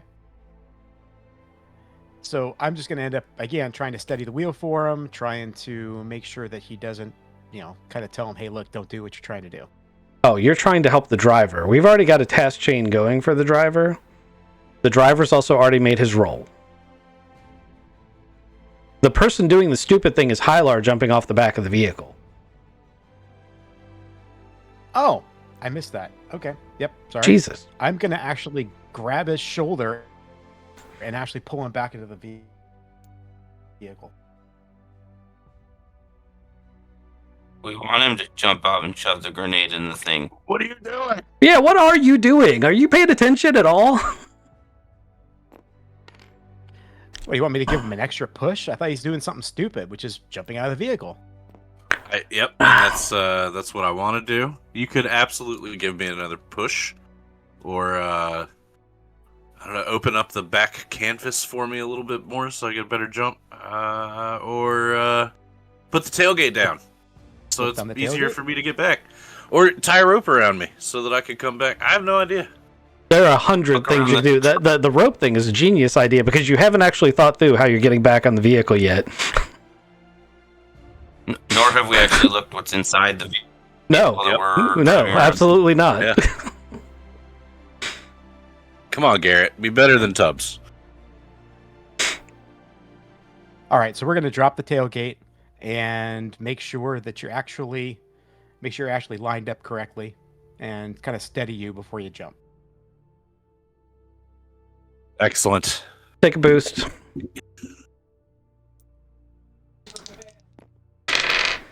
I'm never gonna get back. Here we go. All right, with the boost, that is a 10 total. Excellent. You take a leap of faith. You land on the hood of this hover vehicle, and then you look over, and right next to you is Ron, who has jumped right beside you and is on the hood of the vehicle right beside you. He jumped at the same time. Ron, you crazy bastard! And so he's like, yeah, let's and then he points, like, because the wind is rushing by and you can't really hear really well, and he points to the laser turret and then points to the hatch and then starts, like, hand over elbow crawling towards the laser turret. Excellent. I'm gonna let him go first because there's probably very little room, but then I'll be right behind him. Okay. We are going to go into the next turn. Braylix and Marcus, if you're going to do the same thing you did last time, you can go ahead and make your rolls. Garrett, you can figure out how you're going to assist in this situation or what you want to do in this turn, and we will tack it on in just a second. +2. Okay, so Ron passes his check to get behind the turret, and he basically forces the turret's meant to be remote operated, and he forces it to point down at the hatch, and then shoves his hand on the back, finds the manual trigger, and pulls the trigger until he's melted the hatch lock off. There's molten pieces of metal now just ripping past into his legs, and the hatch flies up like a hood whose latch is let go, and then flies into the turret. And for a second, you can't see Ron or the turret, Hylar, but you've got the open hatch of the inside of the vehicle, and there's a bunch of movement in there. What do you do? Pull the pin, drop the grenade All right. into the hatch. Give me... Technically, it's an athletic strength to throw a grenade, but I will accept explosives if you have it, because it's not really about how far you can throw it. I was hoping this was pure dex, because I do not have explosives. You want me to roll that as a -3? So it can be athletic strength, if you've got that. I do. Yeah, that's the actual proper grenade throwing roll, so you can use that. 10. Okay, go ahead and add your effects to your damage. And +2 to the 4D that I'm going to roll. Actually, it's All plus right. 2 plus 4, because you threw a grenade into an enclosed armored space. Ah, excellent. So with the +6, this is 12 plus 6 is 18. Okay, there's a boom, and the sound of what I can only describe as like the little rice crackly noise that fireworks make after they go off. Yeah. That's the sound it makes as all the balls bounce off individuals, people, equipment, and it basically renders everyone inside unconscious. And the vehicle starts to slow dramatically, smoke wisps coming up, and then Ron sticks his head up like, holy shit. Garrett/Marcus, what are your turns? I'm just going to yell to Marcus and let him know what's going on back, that they actually got this thing dropped off and the vehicle is actually slowing down, so that he can actually prepare to slow down so we can pick up Iran and Hylar. Marcus? I'm going to attempt to slow the vehicle down on the ice, and with the effect from... I got a 5. Are you attempting to come to a complete stop? I'm trying to match speed. Yes. Okay, you're going to come to a complete stop. I'm braking a vehicle and not doing a high-speed maneuver is not a difficult check.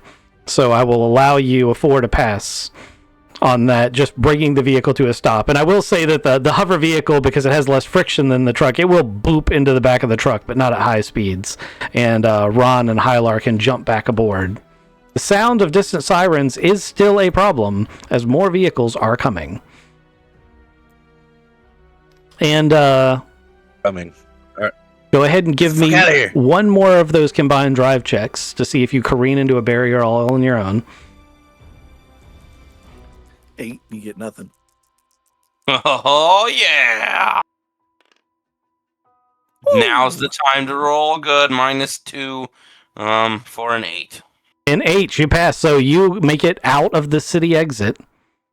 So as you're approaching the city exit, there's a set of automated barriers. And if for a minute you're like, shit, and then Churchill's like, not a problem. I can still send communications. I've just sent a false signal to the barrier saying that you are an authorized vehicle to leave the city. They'll figure it out in 5 minutes, but by then you'll be long gone. And the barriers come up, and you end up going out. You make it out of the city. So you did escape the city center. And as soon as you're out of the city, Churchill's like, I know exactly where you should go.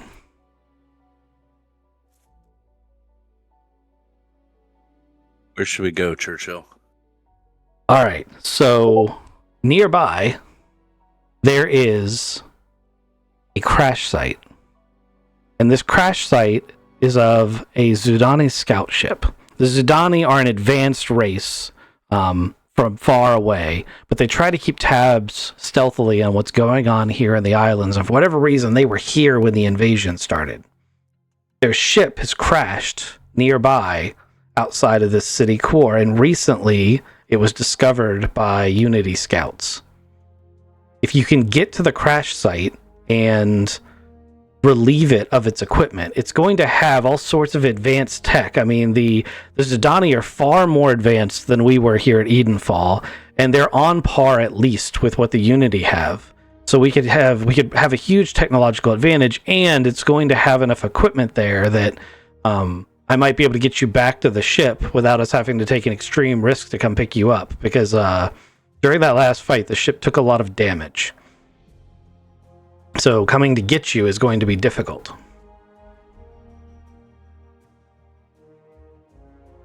Right. Can you put it on a HUD for everybody? I can lead you to it. My concern is that there is already a squad of Unity troopers there. There are 4 of them that I know of. And you're not exactly well armed. So that is a concern that you may want to plan before you approach the crash site.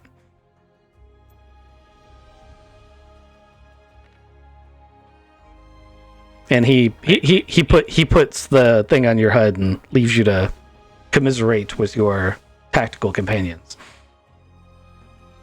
Yeah, how are you gonna take a look at the burns on Ron and Sarah? Yeah, Ron, Sarah, sorry. And Ron, you took some damage too with the laser turret thing. Let me check you guys out. Can I do a medic check on these guys? You absolutely can. Give me one just to do diagnostics first.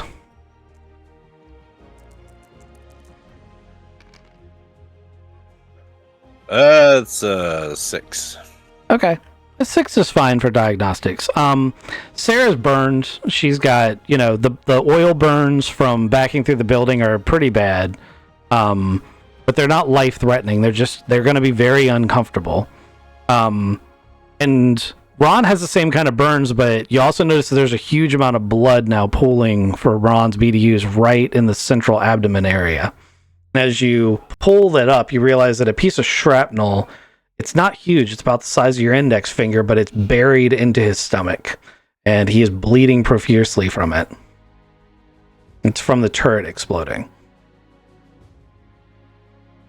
Can't do an extraction here, Ron, but we're gonna try to cover this up. Put some pressure on it, okay? We're gonna stop the bleeding. I saw a med kit back here somewhere. God, I hope there's painkillers in it. Ooh, I want to look around for what's in the truck. There you go. I'm assuming you initially are looking for a med kit.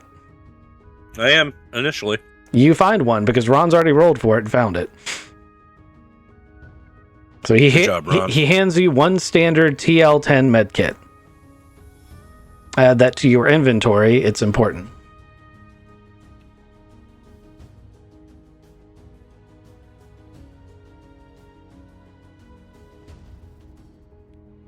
What else would you guys like to look for in the truck? You have time. It's a long drive to your destination. I would love to look for stuff, but I also am going to spend my entire focus on driving the vehicle because I suck at driving. You guys could pull on the side of the road and you could look if you wanted, or you could let them look while you drive. It's up to you. Totally have faith in their ability to look. Okay. Do me a favor and roll, and this is not going to cripple you if you fail it, but instead of rolling a drive check, roll me a mechanics check and pair that up with your intellect, not your ADU. Roger. Let's see how many negatives we can get on one roll. Oh my god. Alright, I snake eyes with a -4, so I think I have the lowest roll we've ever gotten right now. I did promise you just like 10 seconds ago that I wouldn't let it cripple the party, so I'm going to avoid the temptation to say you push the wheels fall off button. -2. which is what I really want to do. I'm super regretting telling you that it wouldn't kill the party. Can you critically fail a critically fail? Because I feel like I just did it. You I'll can. die.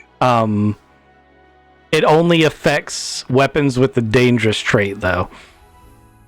And if you do that to a weapon with the dangerous trait, you pretty much just die. Okay. Everything's fine. You spend a lot of time hitting buttons on the radio until Braylix is like, "What are you doing?" And you're like, "I'm trying to see how much fuel is left." Yeah. I believe the fuel gauge is right there. That's the radio. That's not going to work though, because they've got control of the comms. We don't need to listen to that. Are you sure you don't want to listen to the Nonsense. propaganda nonsense? Propaganda nonsense can give you information. You guys are kind of okay. I just won't take it to heart. Listening for things. Can I pull up a map between here and there and see if there's any places I think we could find some weapons? Ooh, very, very good. So remember, there isn't like a world like you're out of like Wi-Fi range, so it'd have to be information that you already had on that tablet that was in the Unity center. So first, give me a luck roll to see, and it's going to have to be a 10 or more to pass. But it's just to see if they have the kind of information already on that tablet you're looking for. 8 is not. Can I, before you do it, can I assist him with, because I do have my phone. You do have your phone. That is true, and it would have the resistance information on it. Also, your phone has a connection to the pirate network that the resistance uses for communications. So you could hand Braylix your phone. Actually, Braylix should have his phone. Oh no, he doesn't, because he was in the detention center. Right now, Marcus is the only one with his phone. Yes, you can hand it to Kizik. Sorry about that stream of consciousness. I was working it out in my head.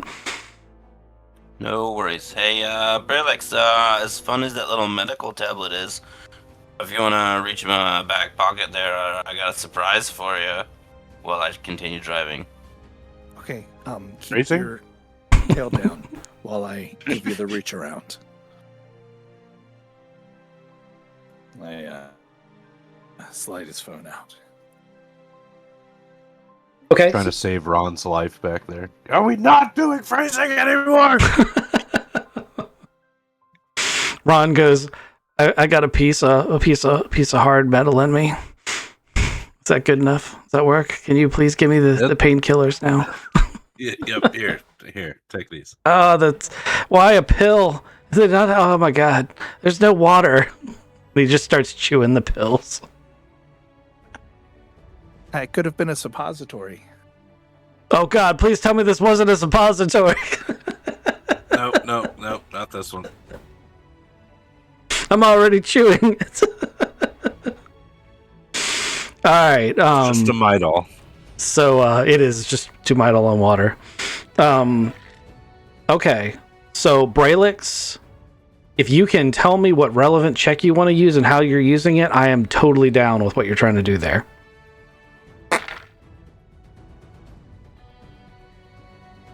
I mean, would that be like a military tactics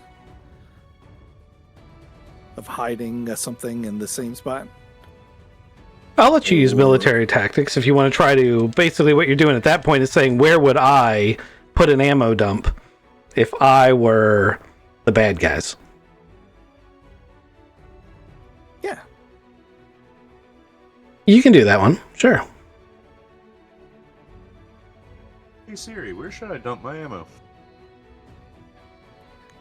That's a 11. 11's pretty good. Okay, so one of the things that you find is that there's a series of intermittent checkpoints that are on one of the roads. And while you definitely don't want to go to one that's manned, while it will definitely have weapons, it will also have people. You also know that, soldiers being who they are, oftentimes can be pretty irresponsible with their gear. It's possible, however not super likely, that you could find some sort of weapons at one of these checkpoints that is not currently manned. They're supposed to police their gear.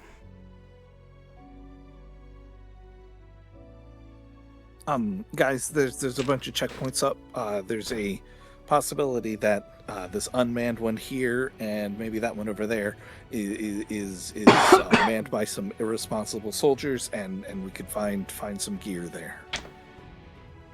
And it's kind of on the way to the site we're trying to get to quickly. Is manned by some irresponsible soldiers, or some irresponsible soldiers ditched stuff there? Yeah, that one's unmanned, but the people that used to be there might have left their stuff there. Okay. Roger. Yeah, we want to avoid this one. This one is manned. Good point, Marcus. Oh, watch out for the road. Good.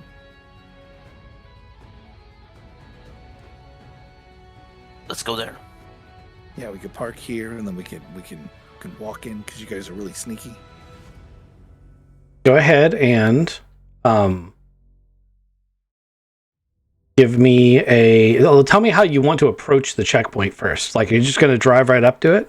How do you know they're not manned? No, we're gonna stop just over. Alex, does it have, like, does it show us any sort of topographical map or anything on there? Do we know anything about the area? Like, is it out in the open? Can we get close and then park and go look at it, and scout it out first? Or is it one of those they're gonna see us coming a mile away and we shouldn't go anywhere near it? So you have a bunch of those options. There are some that are on blind turns so that people won't see it until they come right up on it. And then there's some that have great field of view that are like in different positions. So you have both of those options. I recommend we go to one of the blind turn ones, park around the corner, and hoof it around behind it and scout it out for.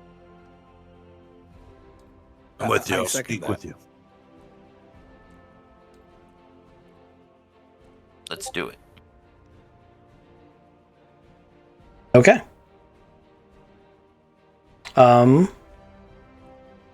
Let's draw out a quick blind hairpin turn with a guard post on one side and a little gate that comes across. And the road's gonna keep going on this way. You guys can feel free to fancy that up however you want. So who's going first on now we're talking about like stealth check stuff, right? Yep. So, car over here, see if we can get it off the road, so if anybody does come by, they don't just see the random car there, and then commence the sneaky through the little green bubbles that I assume might be trees in the frozen land. I didn't put the little green bubbles there, but that's just Kizik, I think. It was Ghost, and it's not because I forgot we're in frozen land. These are hazards. These Okay. are bubbling gas vents from underneath. We're gonna sneak through around the hazards, if they're hazards, and remain on sneaky. Like, is it snowing out? Is it rocky? The area, like what does the topography actually look like in this area right here? Okay, so it is a snow-crusted wild tundra. So there's brush there's like sturdy brush that grows up through, but there's not a ton of it's nothing more than like knee-high vegetation. Okay, but it is enough that the isn't clear line of sight from the road to the thing. Yes. So this is a raised area, and they specifically put this checkpoint in so that if you're coming this direction towards the city, so you guys would actually be initially here, you'd have to drive around. That if you're coming towards the city, you'd come around the hairpin turn and be stuck in front of the checkpoint. So park here. Um, stay low until you get to the apex, and then belly crawl your way till you can get a view of the facility. Okay. So I would like a stealth and then a recon check from whoever's doing that. It doesn't have to be just one person, but it should be. It only takes one person to do the reconnaissance, so you guys don't have to all do it. I got an 8 on my stealth. Nice. Okay. And a 6 on my recon. Okay. You don't see much. It's really cold outside. Your implants really hurt. Metal on your skin when it gets like soaked cold is just not great. Anyone else? I wanted to go with him, Okay. Roll yours. and I will stealth. Oh boy. I got a 7 for my stealth. Okay. Roll your recon.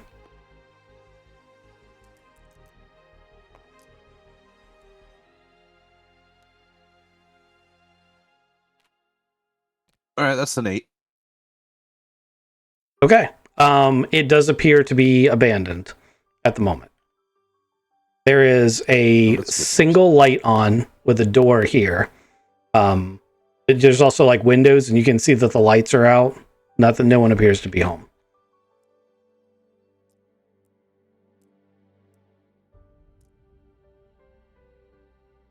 Should we go back and get the others Sneak then? up closer. Well, if you want to stay here, I'll sneak down there. My head up, look in the windows and whatnot, and then give you the signal to get everybody and bring the vehicle around.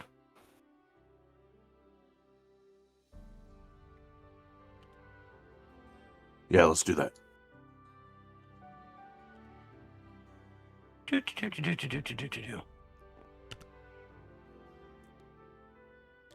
Okay. There's no need for a stealth check at this point because there's nobody in it. Yeah, once I've verified it clear, then I'm gonna give the thumbs up to her to Okay. go back down, grab everybody, and bring the vehicle around. Okay. You take your time doing that. Roll 1d6 times 10 minutes is how long it takes to do all that.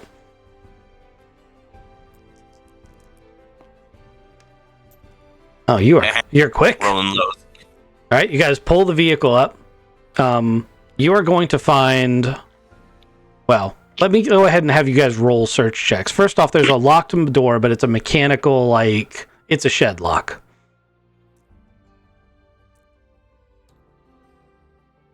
So that we can make it look like no one's here, I'm gonna try to pick it. Okay. That is a dexterity deception check.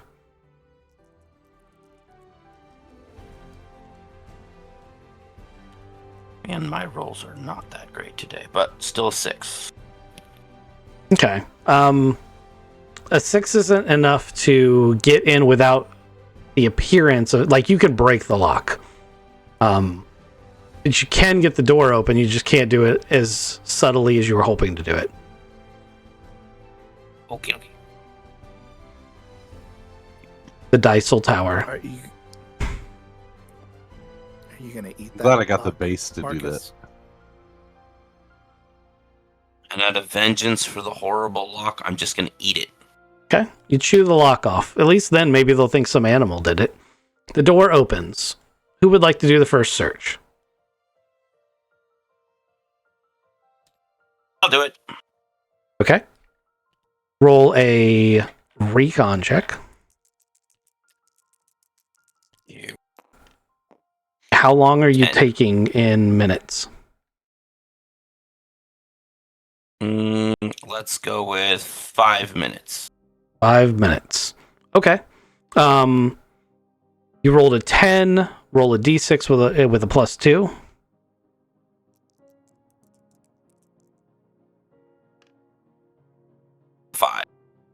1, 2, 3, 5. You found these things as you were searching. Who else wants to search? I'll go.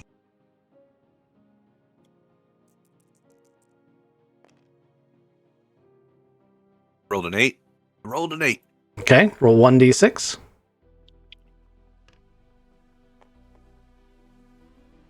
3. 1, 2, 3. You find these things. Relix's turn. That is a whole jerry can full of fuel, by the way. It's just a real tiny card. Relix got a 12. Okay, a 12 is a +4, so you don't have to roll because there's only 3 items left in the bag. You find these 3 things. And you found all the things left in the room. This is a shotgun shell mag.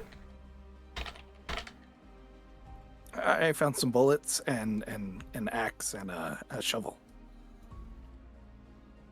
I got some binoculars, a wrench, flashlight, cold light lantern, survival kit.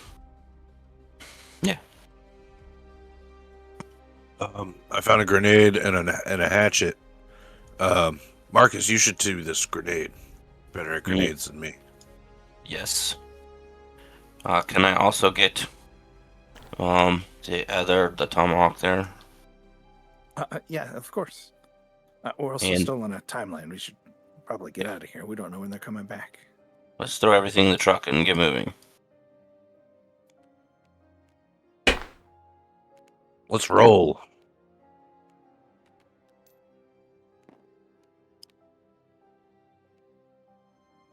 Nobody wants the shotgun?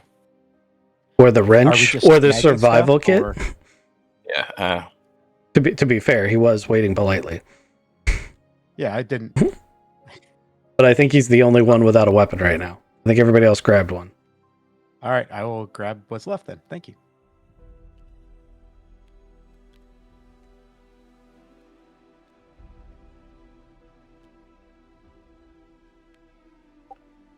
Garrett, can you shoot?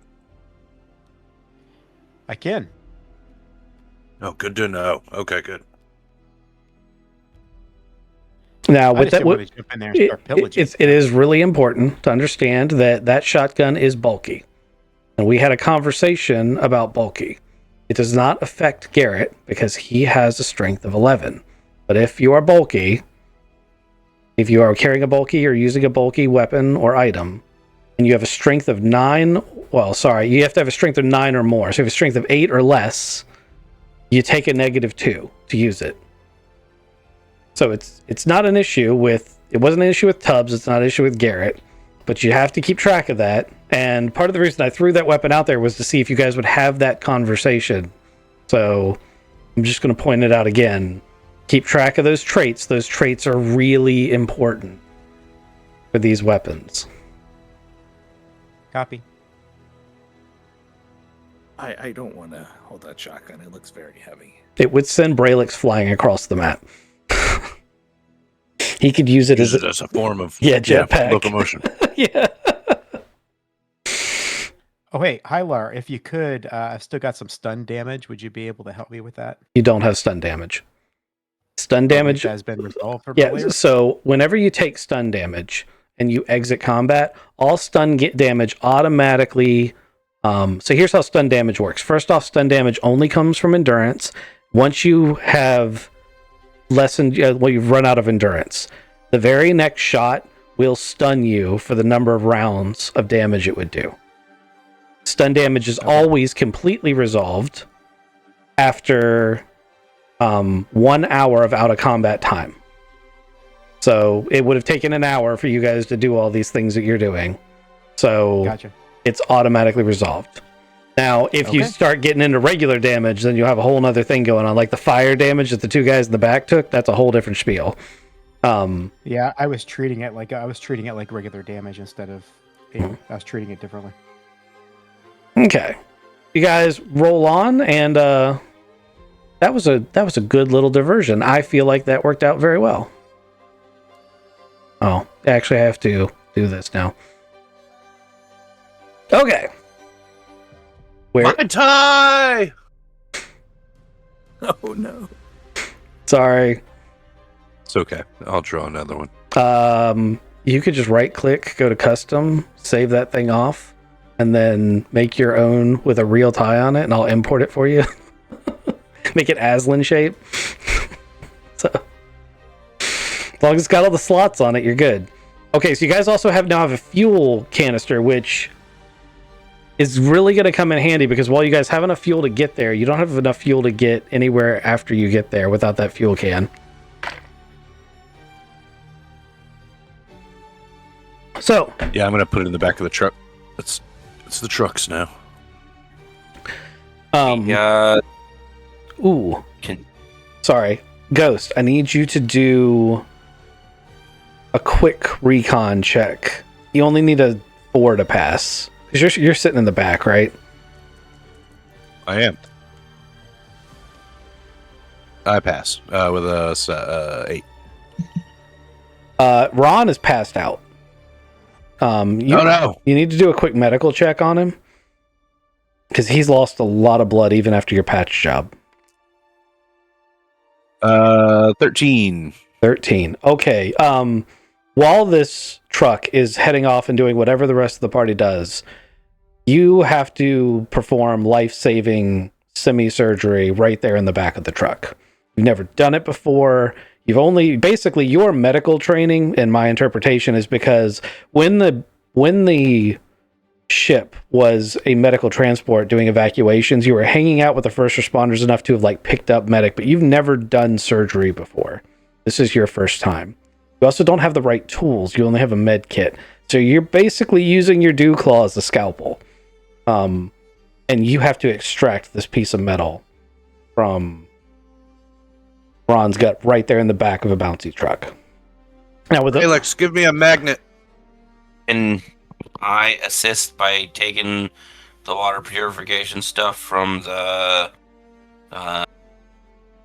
survival kit, stopping and grabbing a bunch of snow and stuff, and doing some quick shaking some bottled water and getting some clean water to help out? You guys can absolutely help. Especially if the whole party wants to stop, you can absolutely help. He rolled an 11. So you're going to pass doing this surgery. Ron is completely passed out. He's got a fever. He's got all the signs of like fighting a major injury or infection. But you're pretty sure he's going to live. Hylar may or may not feel inspired by this moment of performing a medical miracle in the back of the Jeep. I think I am. Guys, I've spent a lot of my time killing people. This is the first time I've saved someone. Feels good. We still have to get him back so he's really safe, but you stabilized him, and that was very gentle and steady hands. Did Berlix just say, well, not really? No, he's... Well, actually, he's not out of the woods yet. Well, we're also not out of the woods, and we still gotta go. That's so good. All right, well, Ron's gonna have to stay in the truck. Sarah's actually not that helpful either. She's not generally a combatant. She just kind of got caught in the crossfire. She's a support person from your cell. She was carrying stretchers when she got stunned. And she's physically fit, and she's burned, but not like badly. But really, mentally, she's kind of fallen apart. Like she's barely holding it together. They'll both stay in the truck. Can I give Sarah the wrench? You can. It's not much, but it's better than nothing. You can give Sarah the wrench. She's gonna look at it and be like, "Do you need me to work on the vehicle, Marcus? Is it something broken?" She's just staring at the wrench. Nope. I need you to whack bad guys with it if you have to. If not, it can just sit next to you. Okay. And she'll take the wrench. She's not opposed to the idea. All right. So you guys are going to get to the map that I haven't quite finished yet. I wasn't sure you were actually going to make it to this map. It's the best job that AI has ever done with helping me put a map together. I am really impressed with the new Gemini model. Okay. You guys, the ship is a 100-ton scout ship, so it's not big by starship standards, but by the standards of something that's crashed into the ice near you, this thing is kind of large, and there are parts and shit strewn everywhere. And you guys can see it in the distance far before you get close enough to hypothetically alert anyone.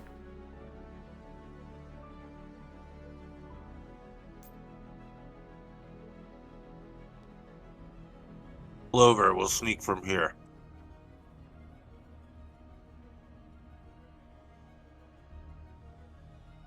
Roger. Let's do it. All right. I'm going to try to make Ron as comfortable as he can. Leave Sarah behind with the wrench to protect themselves. And we'll go sneak out.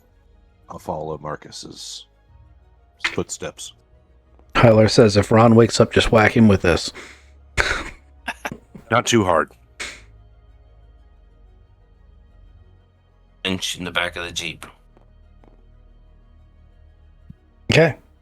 You guys are going to give me stealth and recon checks as you go around here.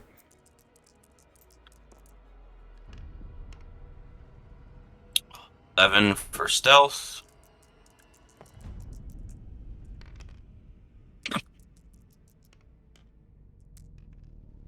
$3 for recon. Okay. It's not great.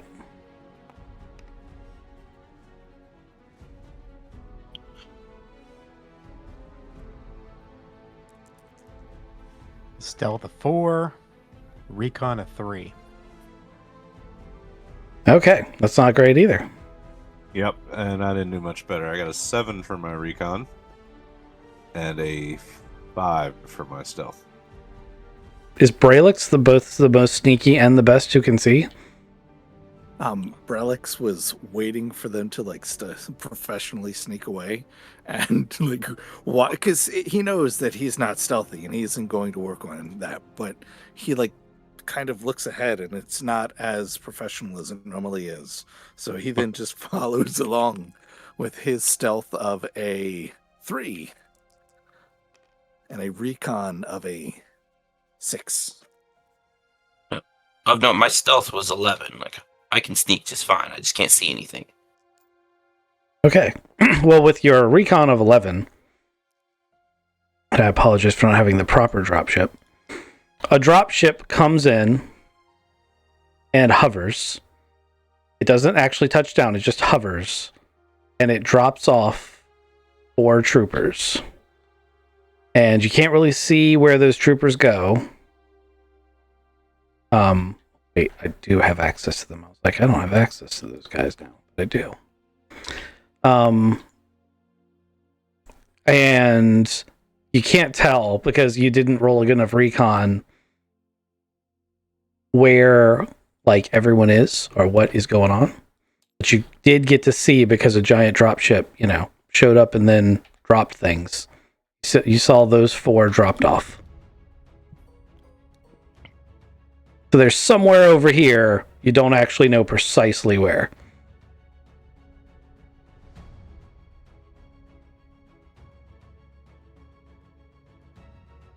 And these guys rappelled out of the dropship. So it's a little intimidating probably for a group like yours. On the other hand, you've been with the Resistance a while and you've probably capped more than your fair share of these guys. Oh, Repel so bad. We should put repel things on the Ornithopter. bunch of axes. Yeah, shotgun.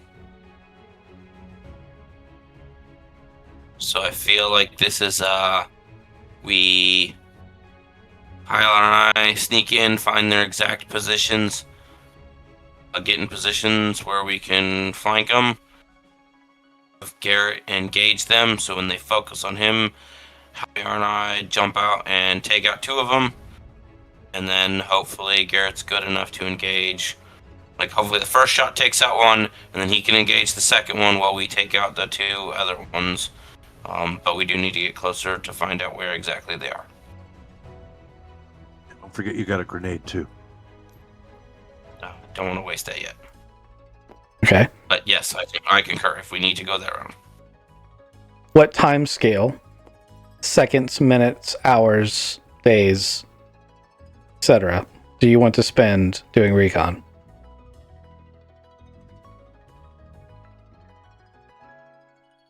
Thinking 30 minutes. Minutes? Okay. Anybody else? Minutes is good. Roll Yeah, one. minutes Thinking sound like about right. 3. Roll 1d6 for number of minutes, and then roll your stealth and recon checks. You need a 6 to pass. 5 minutes.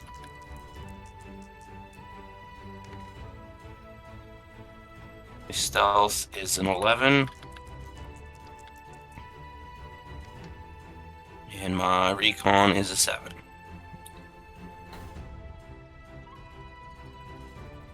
Okay. Would you like to push your recon roll? It's not a combat check.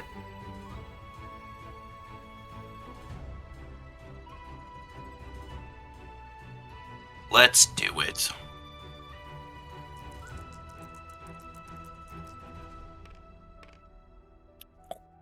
We'll go There with you go. boxcar. That was a wise choice.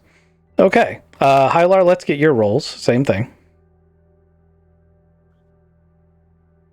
All right, minutes is 6. My stealth is an 8. My recon is a 13. Holy shit. Okay, so you both see it. Okay, so that dropship was dropping off reinforcements. There's another squad over on this side. They're pretty spread out. Like they're basically patrolling the perimeter and looking at all the junk that's outside of the initial crater. And this group, 2 of them are like going into the hole in the side of the ship. They're actually going to try to go inside. And these 2 have started to walk. And they're actually going to walk on the other side of this ice crevice. You guys have climbed up to the top of this thing to get a good vantage point, and you're half buried in snow. And they're actually going to walk underneath you as they come past, because boxcars and, really good rolls should be rewarded. We doing this? I grip the hatchet and nod to Marcus. What could go wrong? Let's do this. Super sneaky, All right. double backflip, flying hatchet attack. Yeah, just like joking. Assassin's Creed. Are you going to tell your teammates what you're about to do? No, I didn't have time. Okay. Oh, wait, and then I remember, like, as I'm flying through the air, I've got Churchill and a connection now. And I'm like, hey, guys! As I land on the dude. You just accidentally broadcast your vision into their minds. They're like, holy shit. Right? Oops. I forgot. Hey, you guys! Okay. Hylar and Marcus get a surprise round. Both of you roll your attacks as you Assassin's Creed this shit.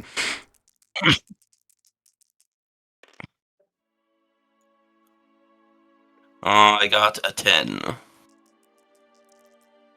Come on, baby, don't let me down.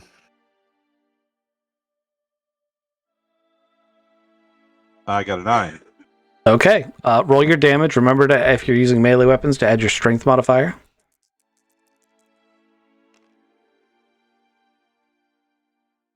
I got a 10.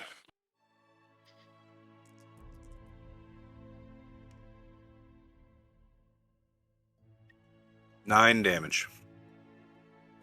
Okay. Do you have AP on either of your weapons?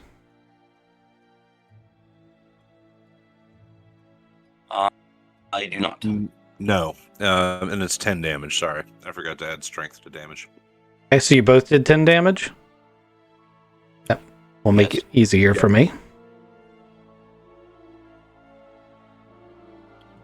Okay. So you clobber both of them on the way down, knocking them to the ground and cutting a huge gash out of the backs of their heads. It is fucking glorious. Neither of them are dead, but like a spew of black blood just gouts out of the back as you hit this thing and then drop them into the white snow. They both make what can only be described as modem noises out of their like mouths as they communicate with each other, trying to get back up. I am going to roll them into combat. So you may reinitiate. You can do initiatives again if you would like, or you can keep your existing initiatives, but I need rolls for them. One of them is a 10, and the other one's an 11.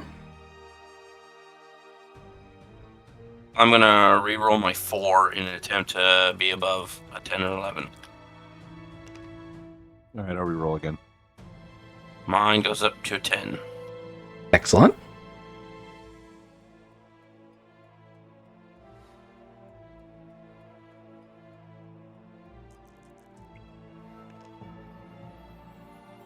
Mine is now a 6.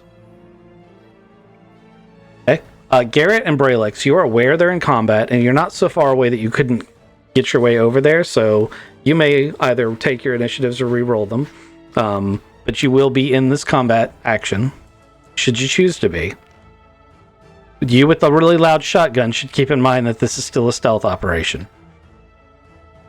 Nope, copy. Initiative re-roll for 6.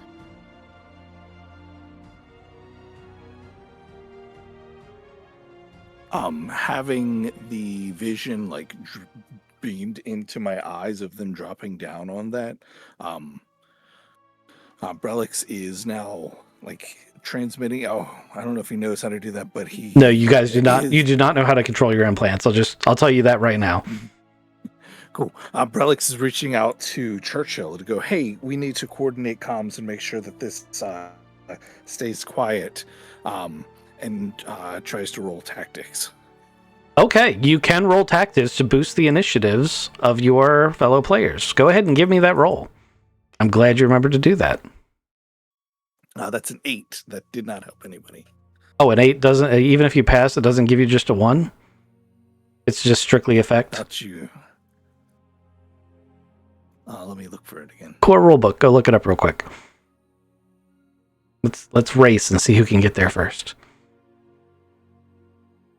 All right. All I need to do, because I already got it open, is find the initiative.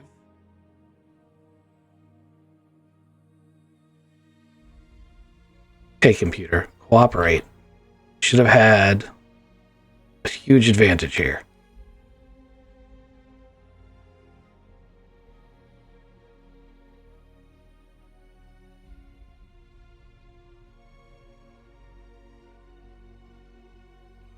Wow, my computer. The Being a effects dick. hit. The effect of this check is applied to initiative for everybody on the same side. So, 8 means I get a +0 to everybody. It's almost helpful, guys. Womp womp.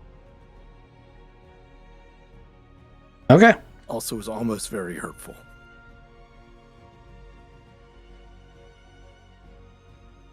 Oh, because does it have negative too? Because it's the It effect. just says the effects of this still, so yeah. Oh, that is true.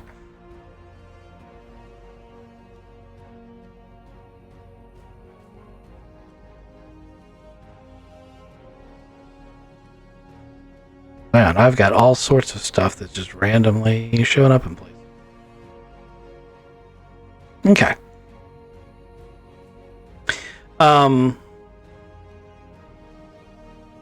Sorry, that threw me for a loop. Baddie number 1 is going to stand up, and he is going to draw what looks like a shotgun, and that is 2 minor actions.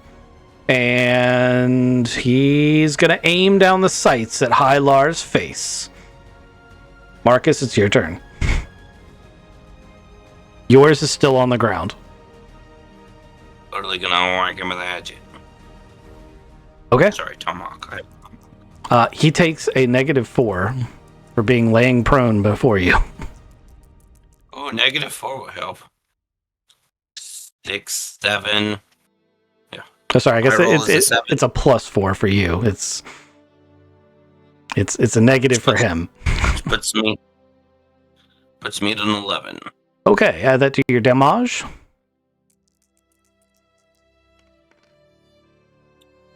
10, 14.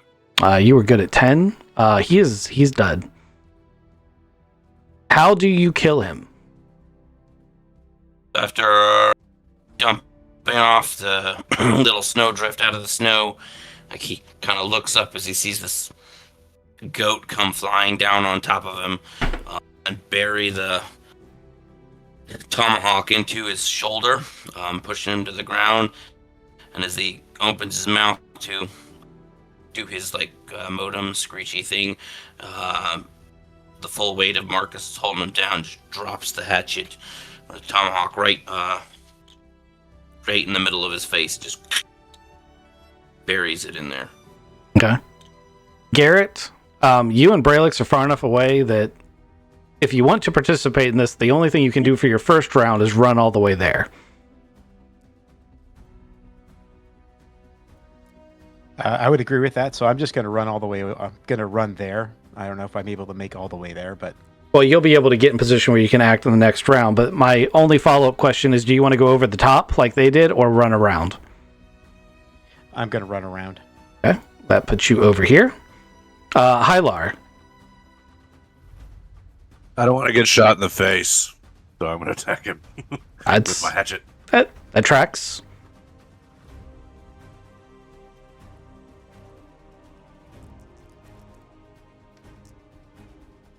I got a 9 to hit. Okay, add the effect to your damage and roll your damage.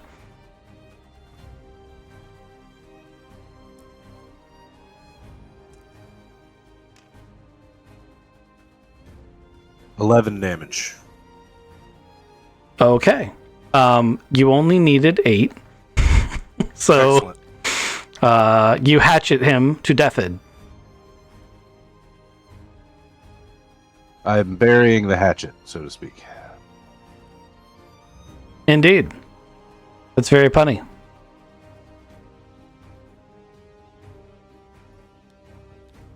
Is he dead? He's dead, Jim. He's dead, Jim.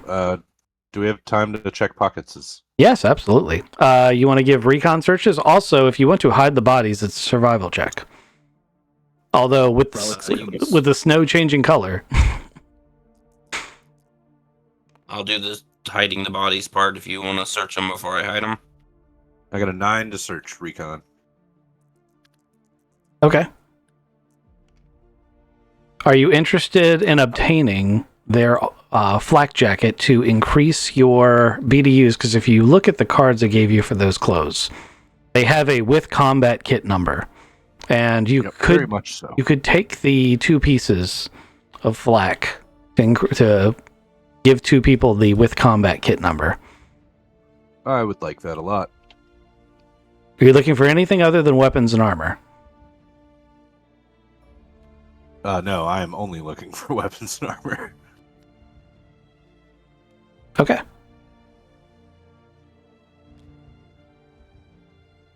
Weapons and armor.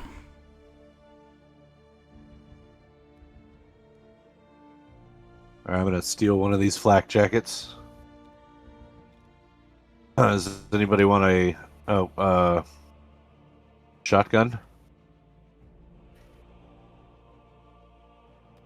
We already have a shotgun wielder. I would love a shotgun. That looks too heavy for me. Yeah, can I help too big for you? Dig a hole? I got a shovel. We can bury these guys. Yeah. Help Marcus out. Yeah, the shovel will help a lot. The flak shell that you have here, is that the extra armor that you were referring to? Yes. I thought Marcus was going to take it, but you can have it. I have mine. Oh, no, I was just asking. Rules clarification: does the flak shell count as the flak shell or as the? It counts as the combat. DDU. It counts as the combat kit. Okay, so it doesn't do the -1 to the physical No, skills. it's basically Okay, just then I will definitely my way of saying you put on a flak jacket. got it. And now we have the +6 protection instead of the 8. I'm good with the shotguns. I don't need those. I wouldn't mind a couple clips though, but They take or at different least one clip. ammunition Okay. because never mind then. you have real buckshot and these things shoot stun pellets. Oh yeah, I don't need this. All right, I'm going to take one then. If you're not going to need it. No, I'd rather put them down.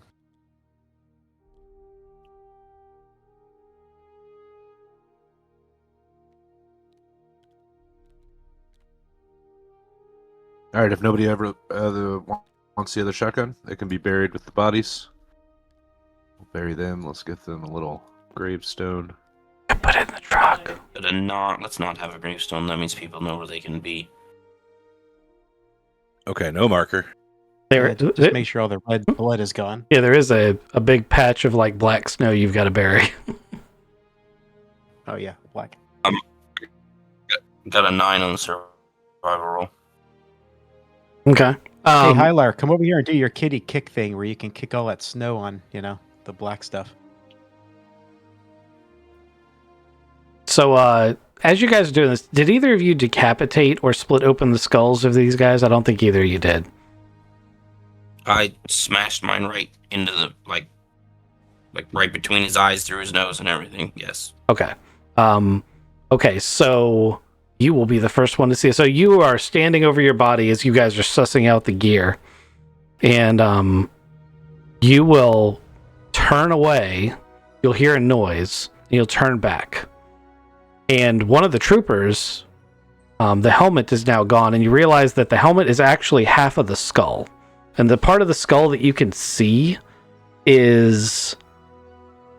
It's just this nasty, like the brain is gone and there's this cavity in the back of the skull, and that's why the helmets look the way they do, is because like the entire back of the head is just not there. And the fact that the helmet is now nowhere to be seen probably is disturbing.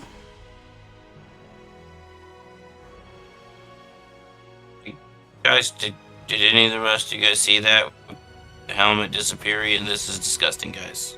Come take a look at this before we bury this up. Especially how you want to come get look on what I'm looking at here.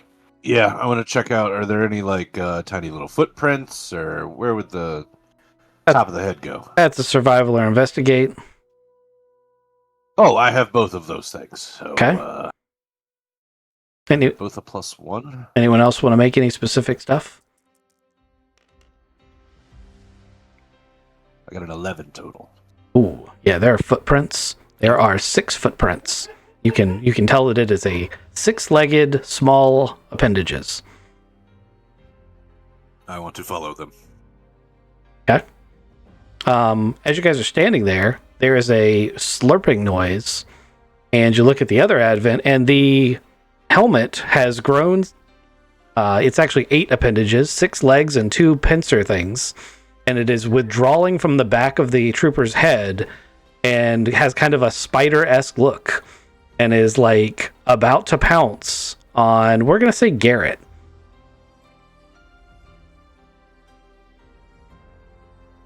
Okay, so we're just going to let that happen. Smack it. I was going to say, no, not everybody speak at once. That's fine. I can't save him. I'm on my own track. Hit it with the butt of my No. gun. Okay. Totally gonna- Marcus and Garrett, give me whatever checks you want to do to keep this thing from pouncing on Garrett. Great, I'm gonna smack it with an axe.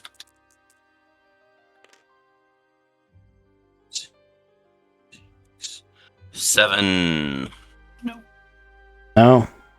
That is unfortunate. Garrett?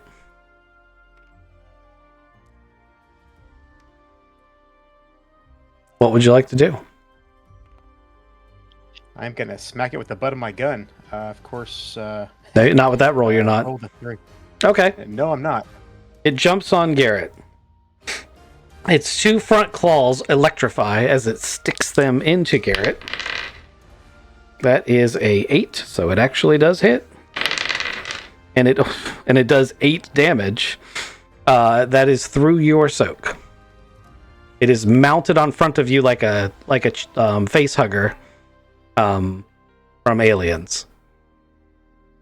Great. Does 8 bring you to the bottom of your endurance? It does not. Okay.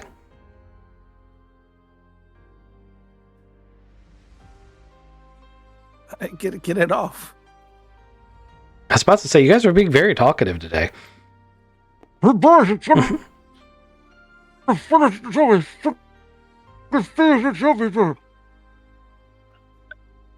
gonna go up and continue whacking at it and carefully whacking I was at about it. to say, it's now on Garrett's face. Go ahead. Roll your dice. I mean, He pulls the gun out and shoots it. so 11.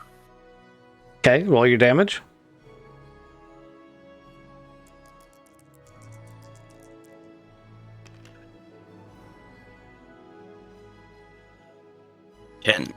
That's way more than you needed. Okay, so you smack this, you cleave the helmet part in half, and the bottom appendages just simply fall away. The cybernetic bits inside were about to start burrowing into Garrett's eyes, nose, and soft tissue. So he had a very close encounter with very, very nasty things. You guys, even though you've been in the Resistance, have not seen them do this before. Hylar, you follow these tracks. The tracks suddenly disappear as the snow comes to like an underhang where there's just ice and it's not soft enough to leave a footprint. Give me a recon for your kitty senses. You got this, kitty. 8. Excellent. You remember someone saying, no one ever looks up. As you look up, and this thing has basically climbed the ice wall and is about to jump down on you. And you get to swing first because you passed that check. Excellent. So yeah, hatchet. I guess I could batters up style and wait for it to jump. Yeah, just It'll come to me. You can I'll just bat it out of the air. It will jump. Go ahead and make your roll. It rolled snake eyes. That's I got an 11. Okay. You can go ahead and roll your damage. Almost certainly going to do it because it critical failed.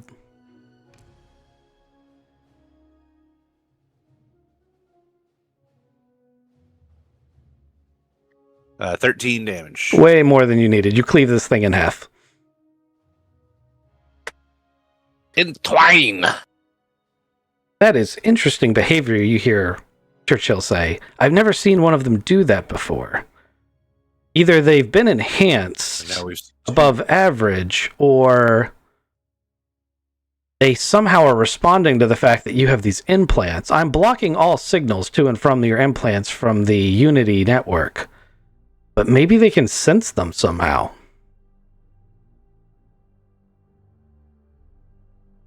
Well, I don't like that they can peel their faces off and then run away. So everybody look out for that.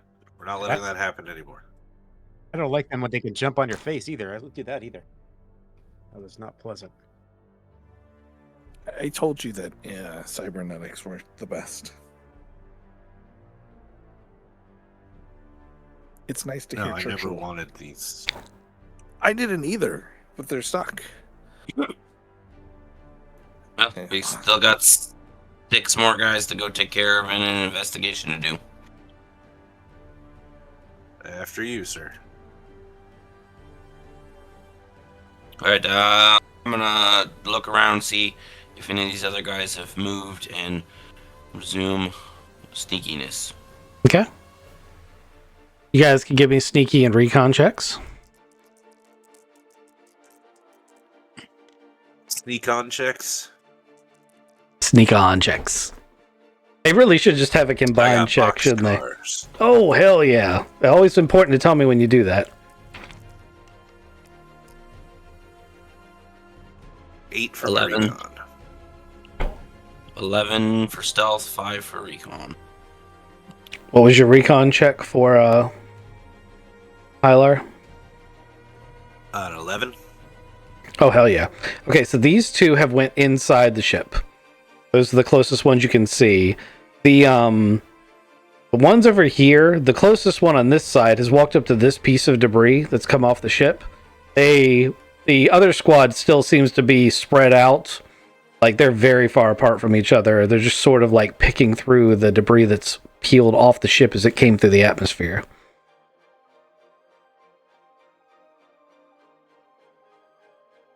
Shall we go for this guy over here? I was going to go into the ship.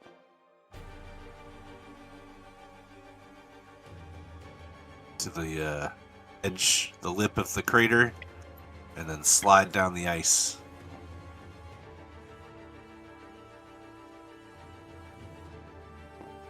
Okay, I'm coming with you.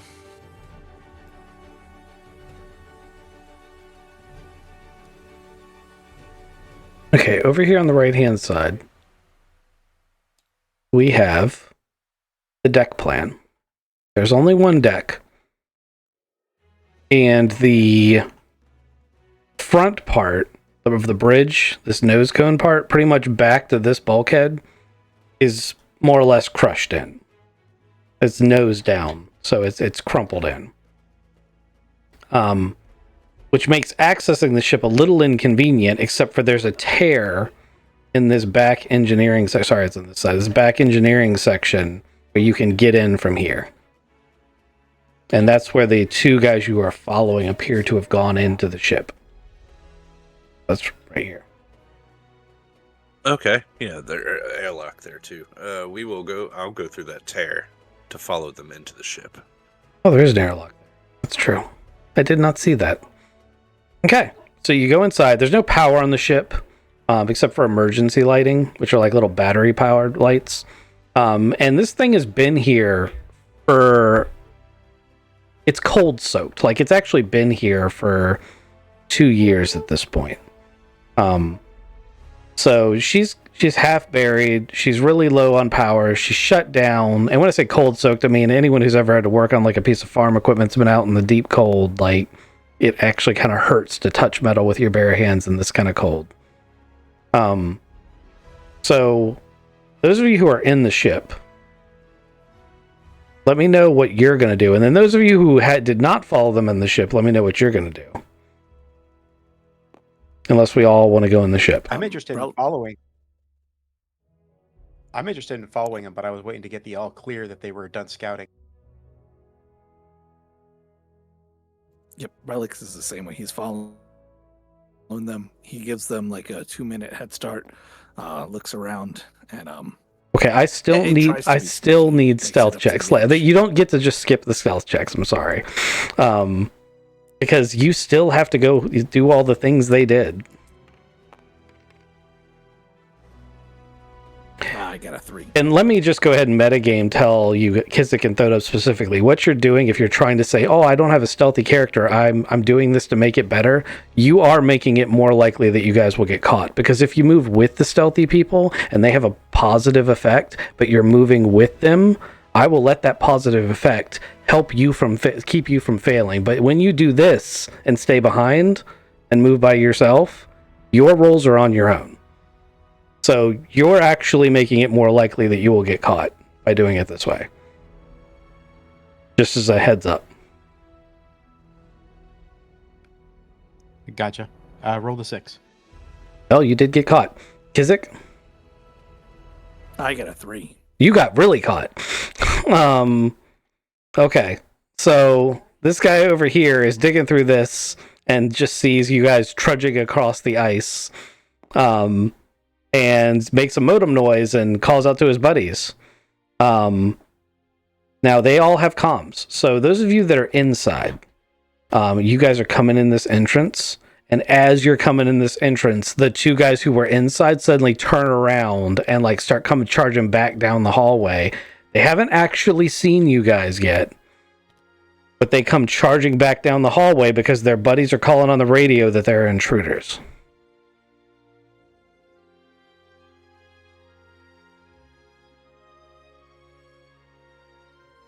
Alrighty, I'm going to, like, we're coming in this back corner here.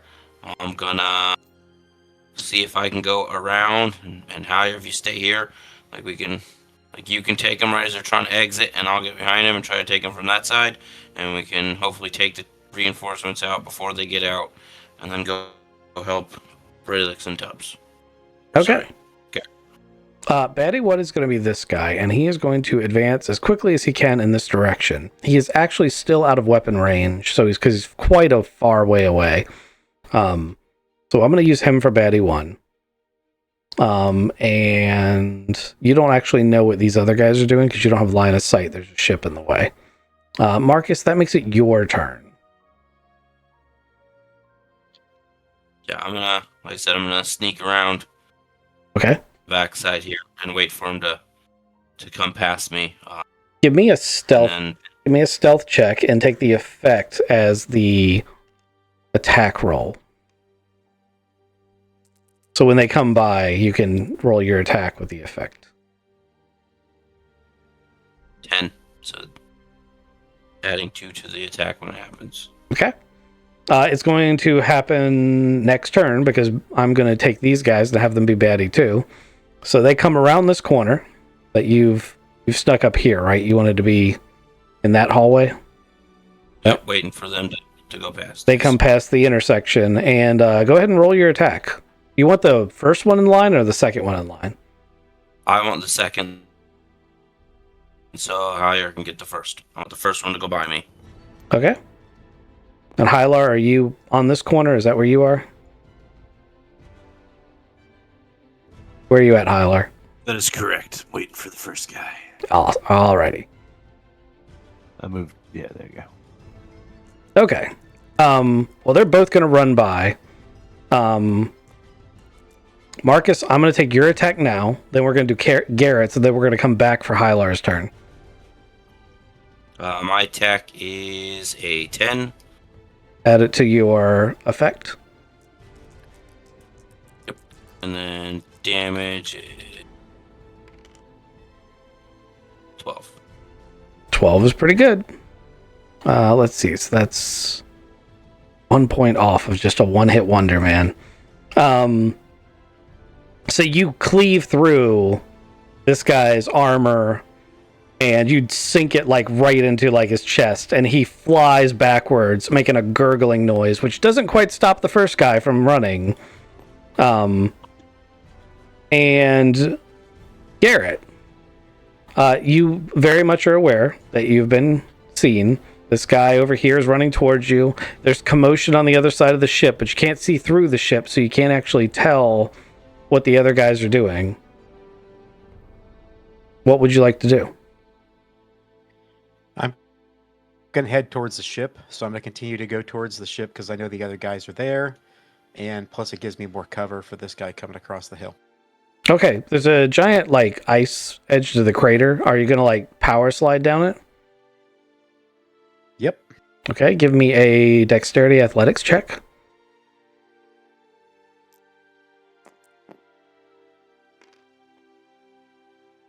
You're going to make it to the bottom. The question is how graceful it's going to be. Sweet. Oh, of course. Dexterity athletics is 8. Oh. Got lucky you put that point in that one. All right, you slide down to the bottom. You are, good to go, and you didn't hurt yourself, and you got down relatively quickly. Hylar, the other guy runs past where you're at. I'm gonna swing with my hatchet stealthily, and try to get him in the back of the head. Come on, dice. Oh, why you do this to me? It's only a 7. Cosmo Wander, nah. Okay. 7 doesn't quite hack it. No pun intended. So that first guy is going to slip past you. Because you swung at him, let me give him an opportunity to see. Okay, he rolls a 9. He actually stops and like kind of does an immediate backpedal. He's very surprised to see you. Scrambles for his weapon, but it's not his turn, so he's not going to get to draw it. Braylix, what is your master plan? Brelix was going to hide behind the ice, watched his friend with the giant shotgun slide away from him, and then is going to scramble over and try to slide down to be next to his people with bigger weapons. I mean, you know what I'm going to say, right? Athletics, dexterity. Yes, sir. That's an 8. Okay. You make it to the bottom. And you continue running with him. You will make it to the door on the next turn. You guys can probably see the guy standing in the door who's about to, scrabble for his weapon and try to shoot Hylar. This trooper is going to continue his full run. That is his whole turn because he has to use all his movement, but he is now close to within weapons range where he can shoot at you guys on his next turn. Marcus. First thing I'm going to do is take my hatchet and bury it into crazy little weird spider thing on the guy in front of me. Okay. And then move towards. Is that guy? The guy in front of me is dead, right? Or is he still kicking? No, he's absolutely still alive. Oh, then I'm just gonna continue whacking at his face with an axe. Okay. Go ahead and roll your attack.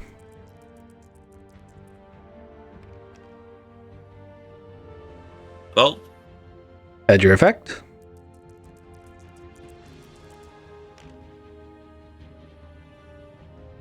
it's no good, but still 10. That's good enough. He's dead.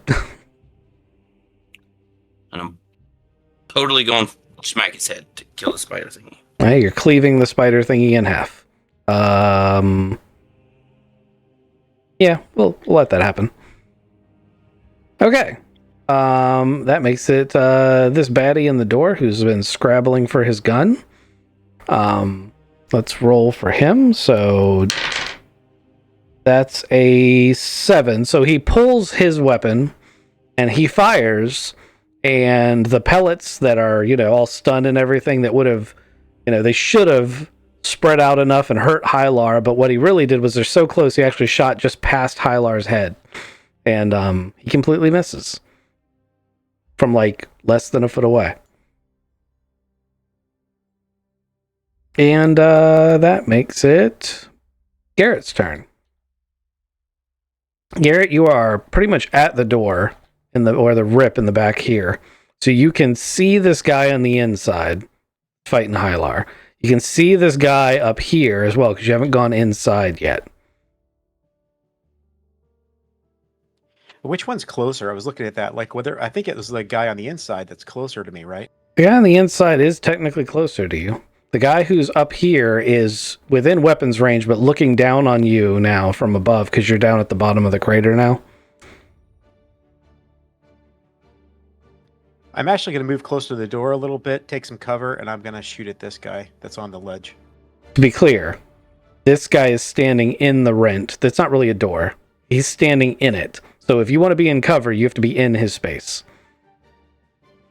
Okay, that's what I was asking. But okay, yeah, I will. Well, in that case, I'm just going to shoot this guy then. Okay. So it's an automatic shotgun. I'm only going to take a single shot. Okay.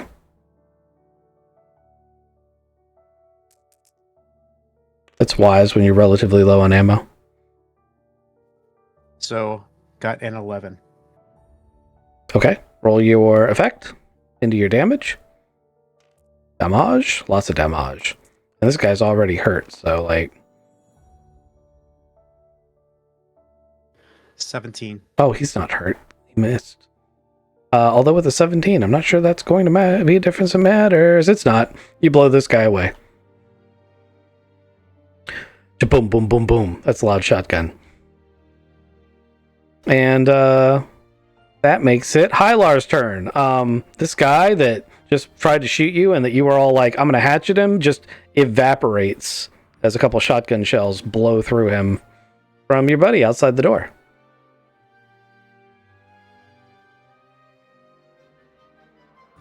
Wow. Okay.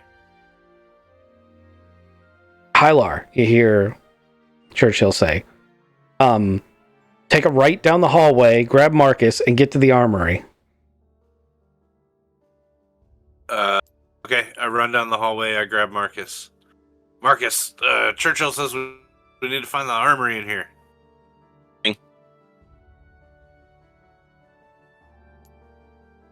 How far can I get? Like here? Yeah, I'll let you get there. For the purposes of this room is actually the armory. Churchill, is the turret still functional on the ship? The turret is currently under ice and not super functional. There's no main power, so you can't fire it.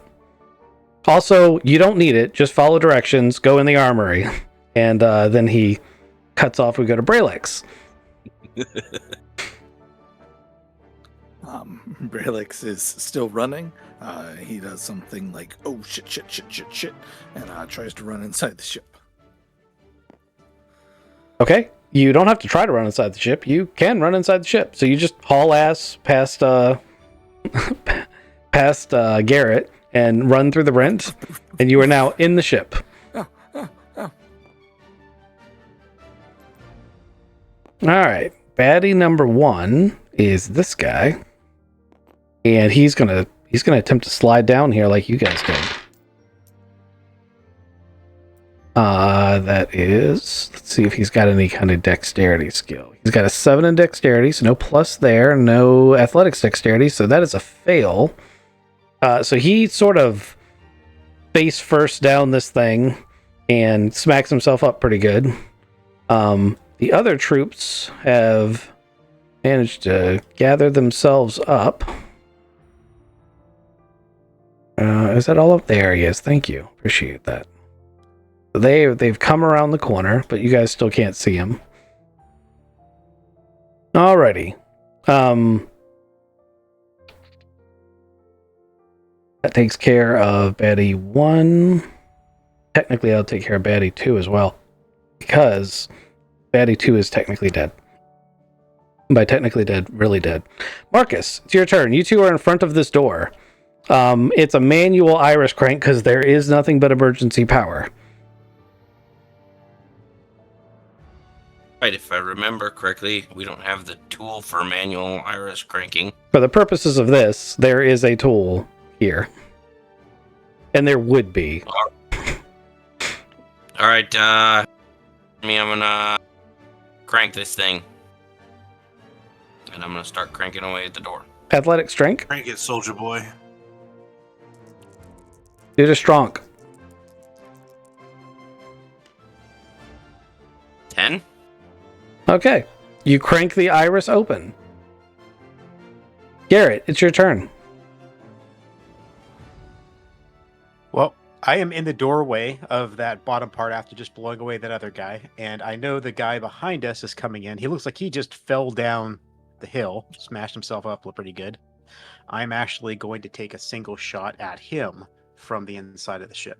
You are going to need to lean out to do that, or you can wait for him to come across your path. I'll poke my head out well enough to be able to shoot him. Okay.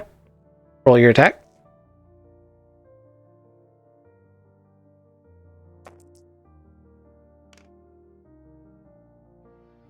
Eight. Okay. Roll your damage. Wow, another 8. Okay. You hit him. Him falling actually puts him in a position where he's partially behind cover, and you hit him, but pellets seem to mostly just bounce off. Only a few get through. And Hylar, the door cranks open. Inside there are 4. I don't know how to best describe them. There are 4 circular platforms inside of what looks like a mechanical apparatus. And as it opens the door, Churchill is like, there's a power port at the end of the room. Plug Marcus's phone into that power port. I grab Marcus's phone and rush across the room to plug the phone into the power port. These look like Helldiver platforms? Not exactly. I guess the base would, but it has apparatuses above it that you don't have in the Helldiver platforms. Okay. It's got like I-beams and mechanical arms and like storage containers and stuff on either side. You probably would not be familiar with this equipment, but it's super advanced looking. Like everything in the spaceship is super advanced looking to you. As you plug Churchill in, the lights in the armory come on to full, and he's rerouted some power. Each of these platforms turns on, and he says, okay, step onto one of the platforms. You've only taken 2 minor actions, so you can technically step onto one. I will. Okay, as you step onto one, it starts spinning. A little shoe thing comes up and locks around your feet, and you realize you stepped into a pair of very heavy boots. And as the platform spins, Marcus realizes, because he's watching from the outside, this is a power armor rack. And as you've stepped into it, it's activated it, and it's assembling a set of battle dress around Hylar right now. It'll take about 2 rounds to finish assembling the armor around Hylar. There are 4 of these chambers here. Oh my fucking Grom.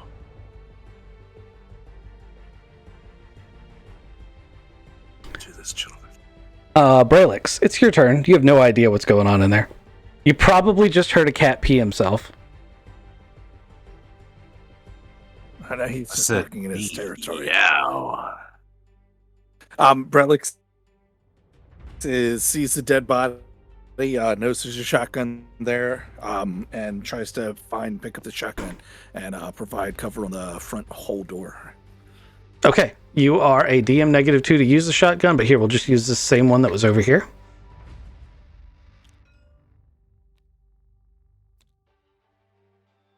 So you're just going to lay prone and wait for someone to step through the door? Yeah, I'm going to call it. What are you guys doing down there? There's still bad guys outside. Okay. Advent Troop is going to stick his little face through the hole. As he has gotten up, he has to take another maneuver to walk up there. He's then used 2 minor actions, so he's going to aim a shotgun at Braylex's face, because that's oh no, he's probably able to see Garrett at this point, and Garrett's got a much bigger gun. I would aim at Garrett, and I imagine that's what this guy is going to do too. He's going to aim at Garrett's face, but he can't fire because he doesn't have enough actions left. So that makes it Marcus's turn. Marcus, you are in this room with these battle dress assembly units, these armor racks. Of note, metagame, you did do it. You did call the guy an Advent Troop. Yep. Instead of a Unity Troop. I knew I was going to fuck it up eventually. But in game, I'm gonna yell back to Brad. It's like, just hold him off for a little bit. We'll be right there. We'll be right there. Jump on one of the armor thingies. Okay. Okay, so Hylar is 1 turn ahead of you on this. And it starts the same thing, spinning, weaving, and the other thing is the armor thing is modifying, because it's such high TL, it's actually modifying the battle dress to your physiology. So your unique physiology is being, like, this suit is being built around and customized to you as it's being assembled. Oh, that's sick. Battle coat. And here's the one for Marcus. So the cards for them are here if you guys are looking for them. Oh, that's so cool. Okay. I guess I should show the stream, huh?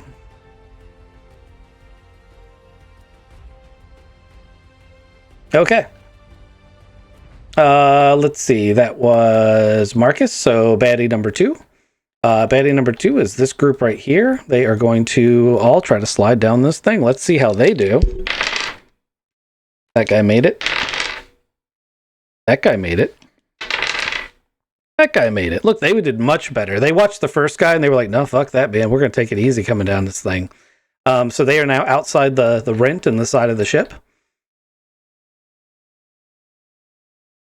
And that makes it Garrett's turn. Garrett, one of them has just stepped into the rent. There's whirling mechanical noises and squeals of joy coming from the armory. There's a very nervous salamander laying on the ground next to you with a Unity shotgun. I almost did it again. What's your next action? Well, again, last I do it, this guy actually has a gun pointed at me, and he couldn't make the move, but I am going to make the move, and I am going to shoot him. Do it. You also get point blank, so you get a +1 because he's literally right in front of you. You may also take a minor action to aim, something worth remembering. You just can't use auto when you aim. Oh yeah, I wasn't going to do auto. Of course, I don't think it really matters because I rolled a 3 plus a 1, got a 4. It doesn't quite do it. So blammo, but no smacko.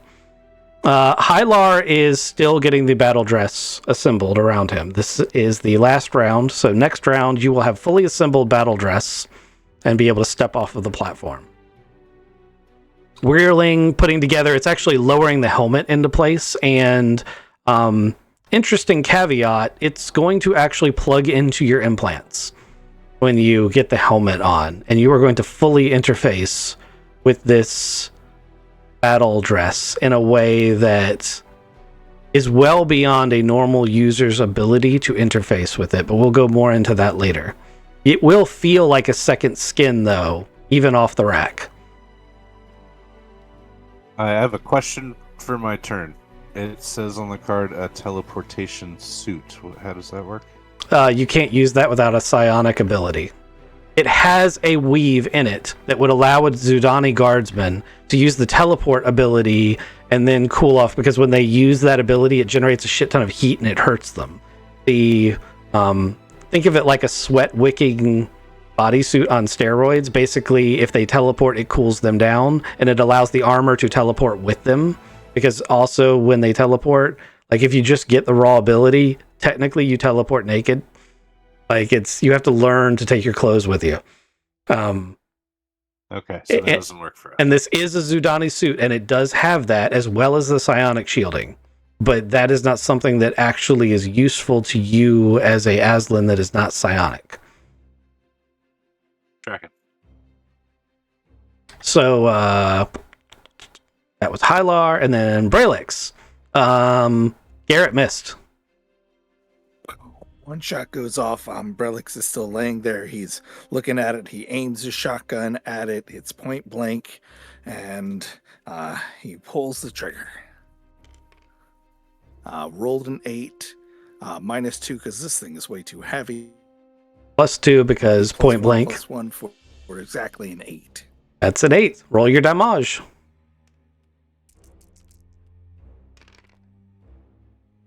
16 -2 is 14. I think 14 might be enough. You do some quick mental math.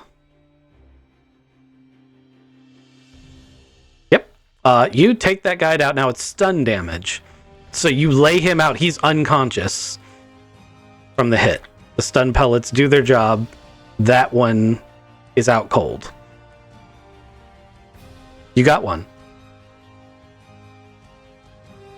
Guys, we're still holding the door.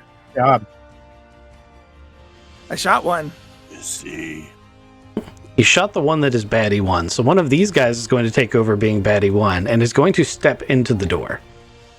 Now, because they made it all the way up to the door, this guy actually will get an opportunity to shoot somebody. An opportunity that he completely blows. So he shoots into the side of the wall where Braylix's head would have been had he been a normal-sized standing human. But he is a Wop, who's laying on the ground, so it just goes over him. Marcus, you are in your last round of having your armor suit put on. Your armor suit has the added benefit of it like goes to put the helmet on and realizes you have a odd-shaped head and horns, and you see the helmet get pulled back into the fabricator, and it comes back out shaped differently and with flexible sleeves for your horns. Sweet. And then baddie group 2 is these guys, and they are also going to step inside. Things are getting pretty hot and heavy here at the entrance. Oop. One of them slips and falls on his ass and doesn't make it in the door. One of them is going to shoot and do well. And the other one. So only one of them actually gets a shot off.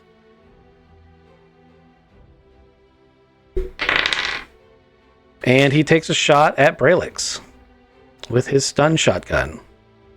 So, Can I dive for cover? yes. Well, you are already laying down, but I will still allow it. You can wiggle for cover.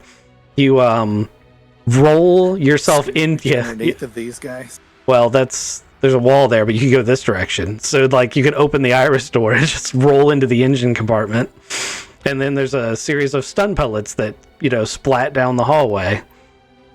That is a good idea, diving for cover. Okay. Baddie 1. Could be that first guy that came through. He is only able to attack.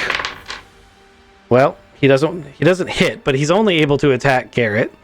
And he pulls the trigger, and that splat stuff goes towards Garrett, but still doesn't hit him. Marcus. Oh wait, how did I lose something? Did I read? I bumped back to the beginning. I was supposed to go.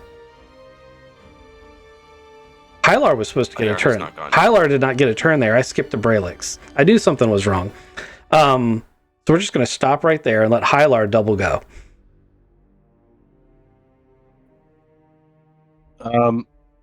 I guess I'm gonna go save my friends wearing the suit.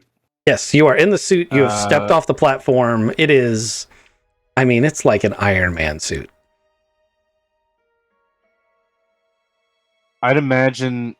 I read the Halo novels, and John, when he feels the suit for the first time, he feels like faster and more powerful, and he kind of just overplays like his motions. It's weird. Anyway, yes. So I'm gonna try to rush out of the room.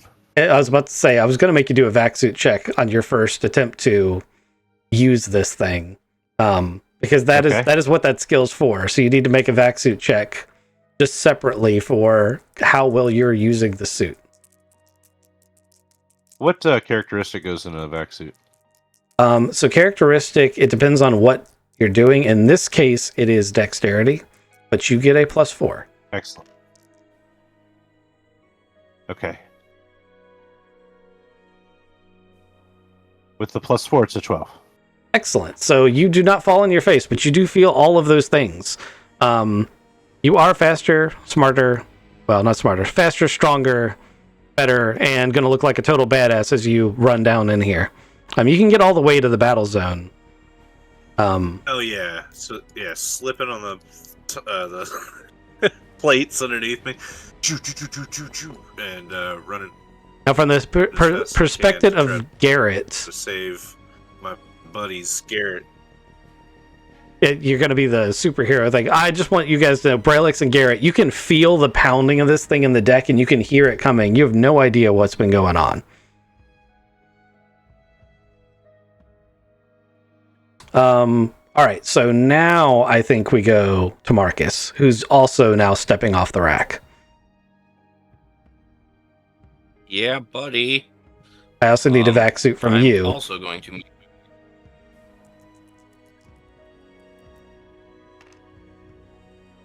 I'm falling on my face. 4. Oh, 5. Vac suit 1. You get a +4. +4. Oh, 9. There you go. There you go. I have to step away real quick. I'm sorry. Oh, good. It's not like this is a pivotal moment in the thing or anything. It's fine. Okay. Baddie 2. Baddie 2 sees two sets of paddle dress come around the corner and down here.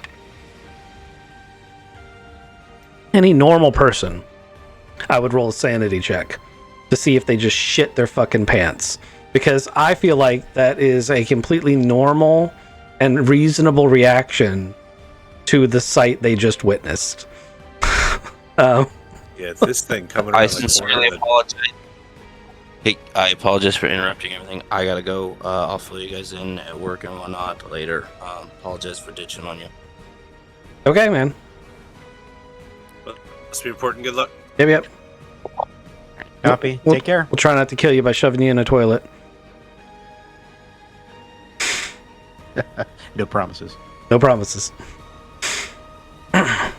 So, Yeah, that'd be terrifying. And like a ship with low power, the lights are blinking. yeah, well, the lights are incredibly dim and they're red, and like you just imagine it bathed in red light coming down the hallway at flank speed.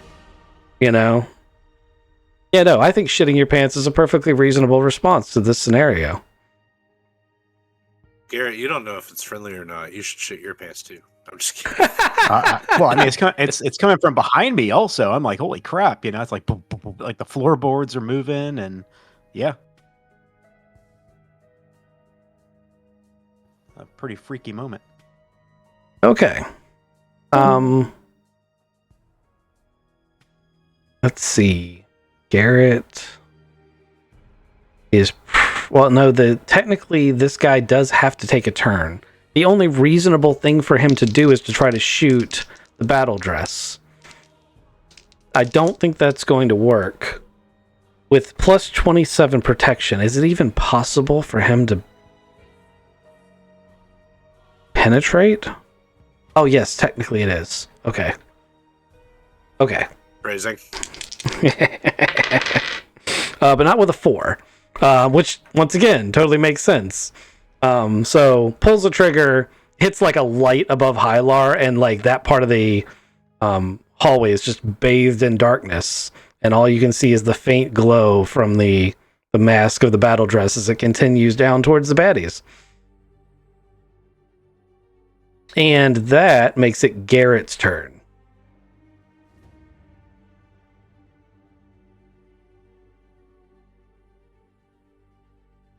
Are you muted, Garrett? It's death by mute. Yes, sorry. All right, I moved my mic into a better position here. Okay, great. All right. So, hearing a lot of thuds, hearing some moving down here. I'm just gonna.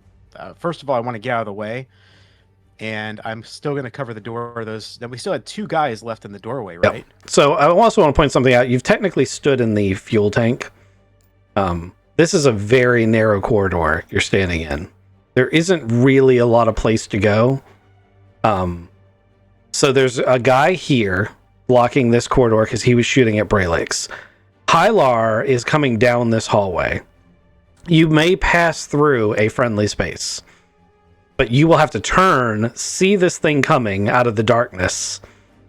I am going to make you roll like a mental constitution check because, as he's pointed out, you have no fucking clue if this thing's friendly or not. You don't know this is Exactly. Hylar. I'm in between two, like a rock and a hard place here, as far as I'm concerned. So, Okay, so do you? I think I'm going to just try and hide out. You're in a narrow hallway. That's kind of what my point is. There is no hiding out. Like, that is a 5-foot wide hallway. And there's no passages. Well, what I'm going to do is actually run. I'm going to run towards the less threat and just kind of get out of the way. Like, see if I can get around these containers here. Okay. So when you pass through his space, you will need to do a grapple check. You will provoke an attack of opportunity or you will grapple with him. It's one of the two. No, I understand. Yep. So do you want to try to barrel through and provoke the attack of opportunity and just soak the attack? Which basically that means as long as it doesn't render you unconscious, you just take the attack and you will pass through. Where you grapple with him, and if you win, you can throw him towards Hylar and then duck down the corridor. I've only got, based off of my existing health right now, I'm gonna do the grapple because I think I'll get knocked out the other way. Okay. Let me roll his. That is a 9, and he has a rank of 1 in it. And he does not have a positive modifier, so that is a 10 you need to beat to win the grapple. Great.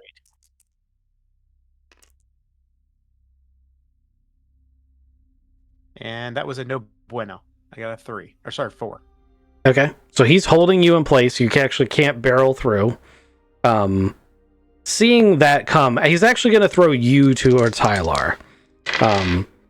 So he can throw you when he wins the grapple. So he's going to throw you towards Hylar, basically as a way of trying to slow Hylar down, because he doesn't know.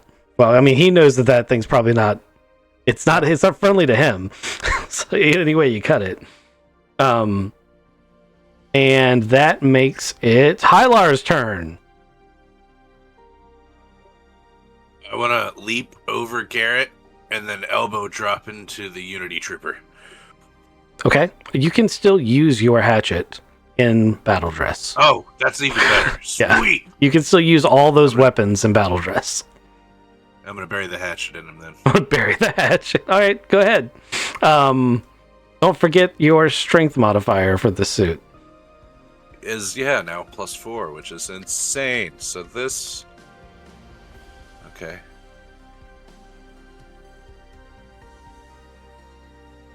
$11 to hit.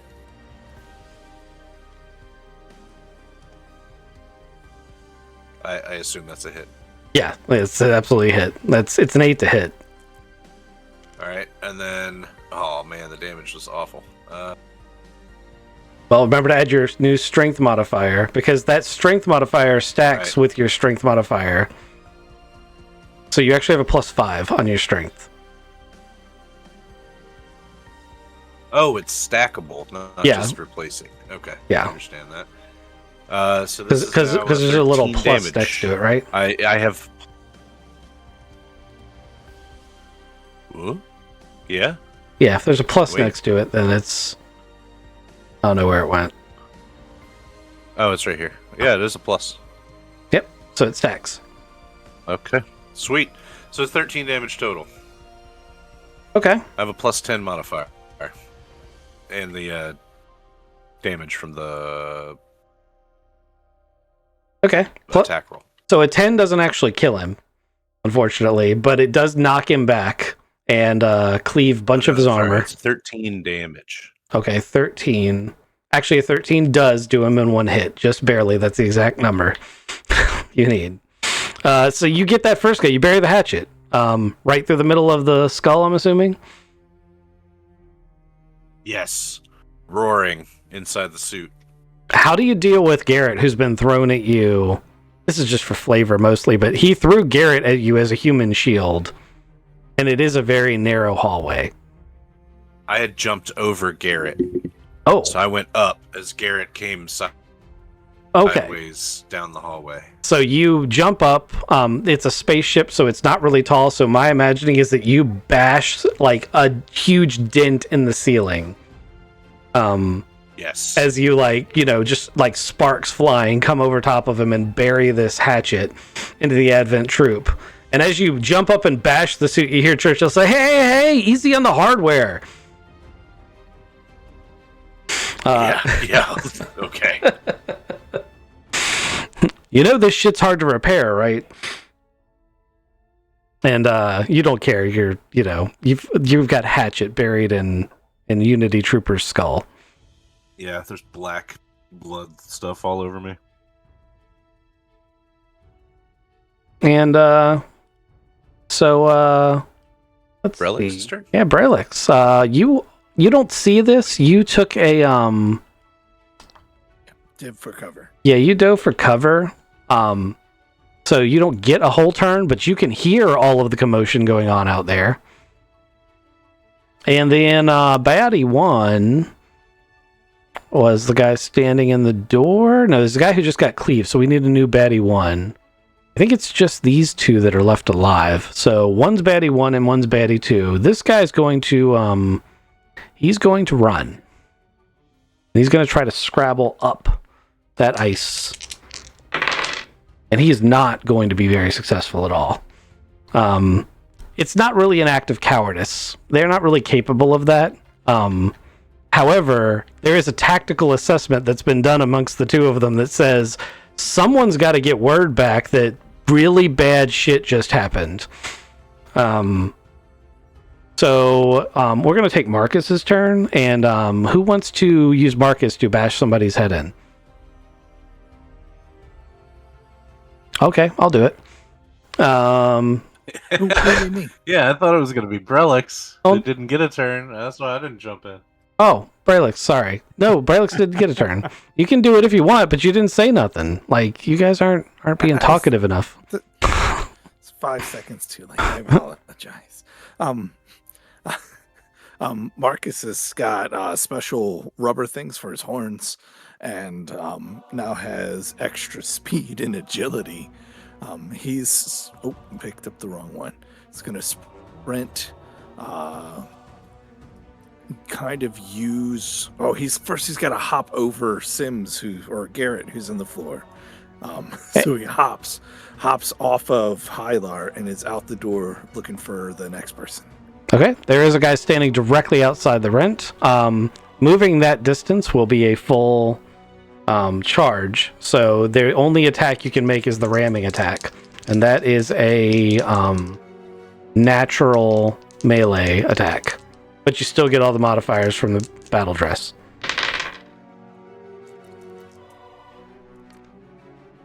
Six. You said +5. It's +5 for him. Hold on, I gotta check to see if he has a plus. It's +4 for the armor. And he has a +1 for his strength. So yes, it's a +5 total. And do your do your damage. Rolled a 5. +5 +5 is 15. Nice. +5 +5? Sorry, +5 +3 for a 13. It's off by 2. I'm still So it's confused. To 11. I rolled 1d for a 5. Okay. +3 because it was an effect of 3. Okay. +5 for his strength modifier. Okay, so that's the 13. That's the exact right number. So he pastes this guy, probably without meaning to. That's right outside the ship. Just completely caves him in with a ram. Pun intended. And Baddie 2 just got creamed. Baddie 1's the only one left, and he's already gone. Garrett, it is your turn.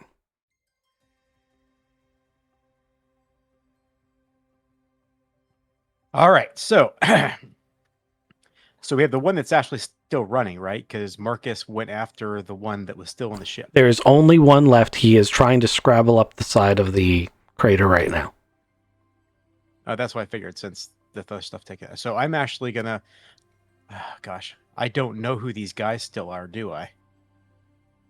You could deduce it at this point, yeah. I can assume they're not going to come get me. The one okay, with all the right. exact horns that Marcus has is probably a thing. Plus, you have comms,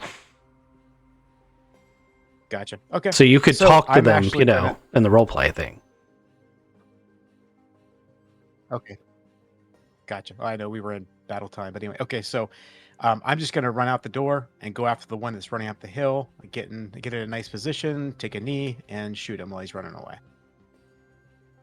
Okay. Like you said, I don't think he's doing very well going up the hill, right? No, he rolled a 3. Jeez. 5 is what I rolled. Okay, well, shots go off, but you don't hit him. But he's already withdrawing, so it's not going to be too bad. Hylar. Can I leave the ship, pick Garrett up, and throw him at the other guy? I'm just kidding. You absolutely could. It'd be a dick move, but you could do it. Would be a dick move. I'm gonna throw the hatchet at the guy going up the hill. Okay, do you have the one that says it's a tomahawk? No, you have the regular hatchet. Marcus has the tomahawk. Okay, yeah. you can still throw it. It's fine. You just don't get any of the advantages of it. The other one's meant to be thrown.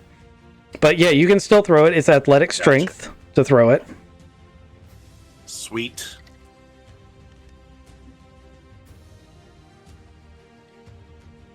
Uh, 10. Okay, I think you still get your strength modifier. I added that. It's all 10. No, I mean for the damage, I think you still get your strength modifier for throwing a melee weapon. Pretty sure.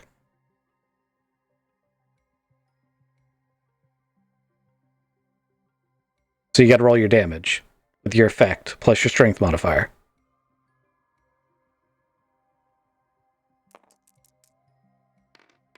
Oh my god, he's dead as shit.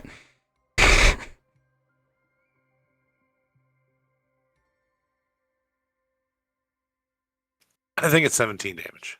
I think it went in one side of his skull and out the other. All right, you guys are out of combat. And Lexus in the suit. You guys need to get yourselves some of these. They're inside the ship. I'll show you. Come on. There's only 2 left.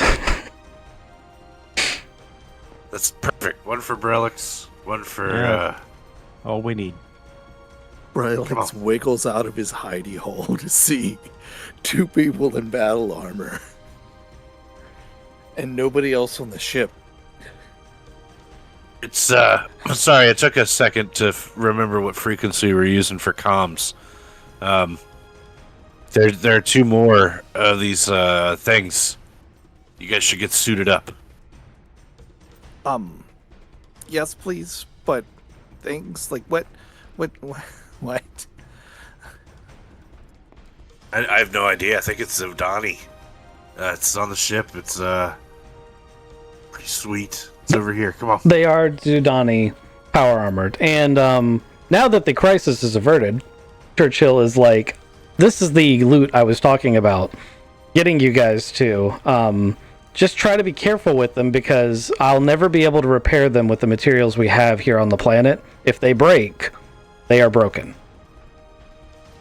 Just so you're aware. We should probably take the armor racks with them.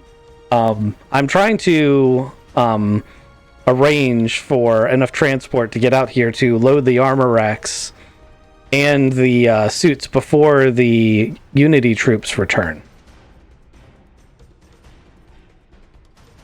Currently, Calico / Tigress is trying to get the air rafts from the Defender on station. We think if we bring both of them, we will have enough to move everything.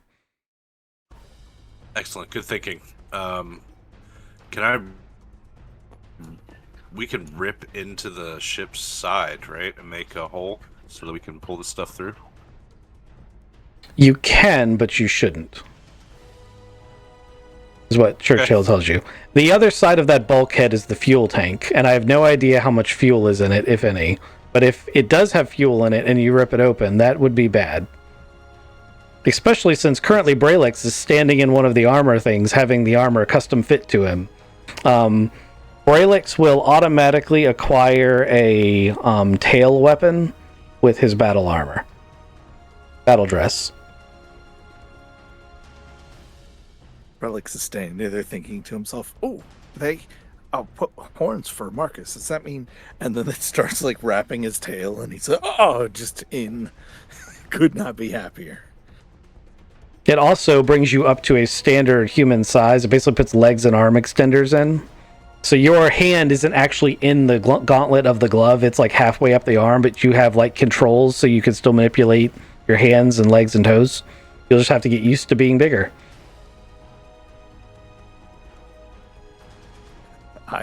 I look around. Oh, because theirs is still taller than me because theirs is bigger? No. You are all the same size. The battle dress is the same size. What it's done is it's fitted the inside of the suit so that you are the same size as them. What that means is that if hypothetically a static blade cuts your hand off, Luke Skywalker style, your little real hand would just be like, "Hey, look, I'm still here." I've got suit regeneration too. Oh no, it can't ever be built again. Yes, that is the one downside of the super awesome power armor. So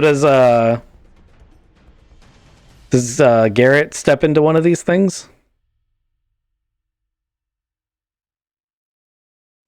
Absolutely. Okay. I hadn't heard anything yet, so and your card's still kind of. Oh no, you did grab your card. Somebody didn't grab their Oh card. no, I was sitting there waiting. Oh. It was Kizik. So Garrett gets all his. He's actually the most standard fit for the suit. It's like, oh wait, I don't have to make any changes. I'll just put this on. So yours actually comes on twice as fast as the rest of them do. But you do feel it socket into your implants. Now, Churchill spends an immense amount of time while you're waiting for the air rafts to arrive explaining that the implants that they put in are the first step to turning you into some of these Unity troopers, and that's usually how they control their troopers.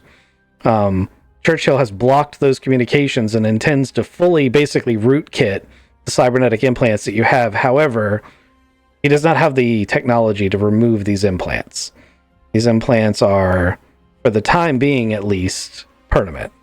They might be able to be removed if we come across someone with higher tech later on, or if we acquire that tech from the baddies. Also, these armor suits will interface with your battle dress better because you have the implants, which gives you a strong argument for being the primary unit to utilize said battle dress. So there is that going for you. Do we ever stand the risk of Unity being able to control us or anything like that with the implants at all, or are they just being subverted by Churchill right now? Right now, they're being subverted by Churchill. However, there is the risk. You wouldn't have mentioned it otherwise. I should say I wouldn't have mentioned it otherwise, because he's telling you all of this information in real time. Yep, just wanted to clarify.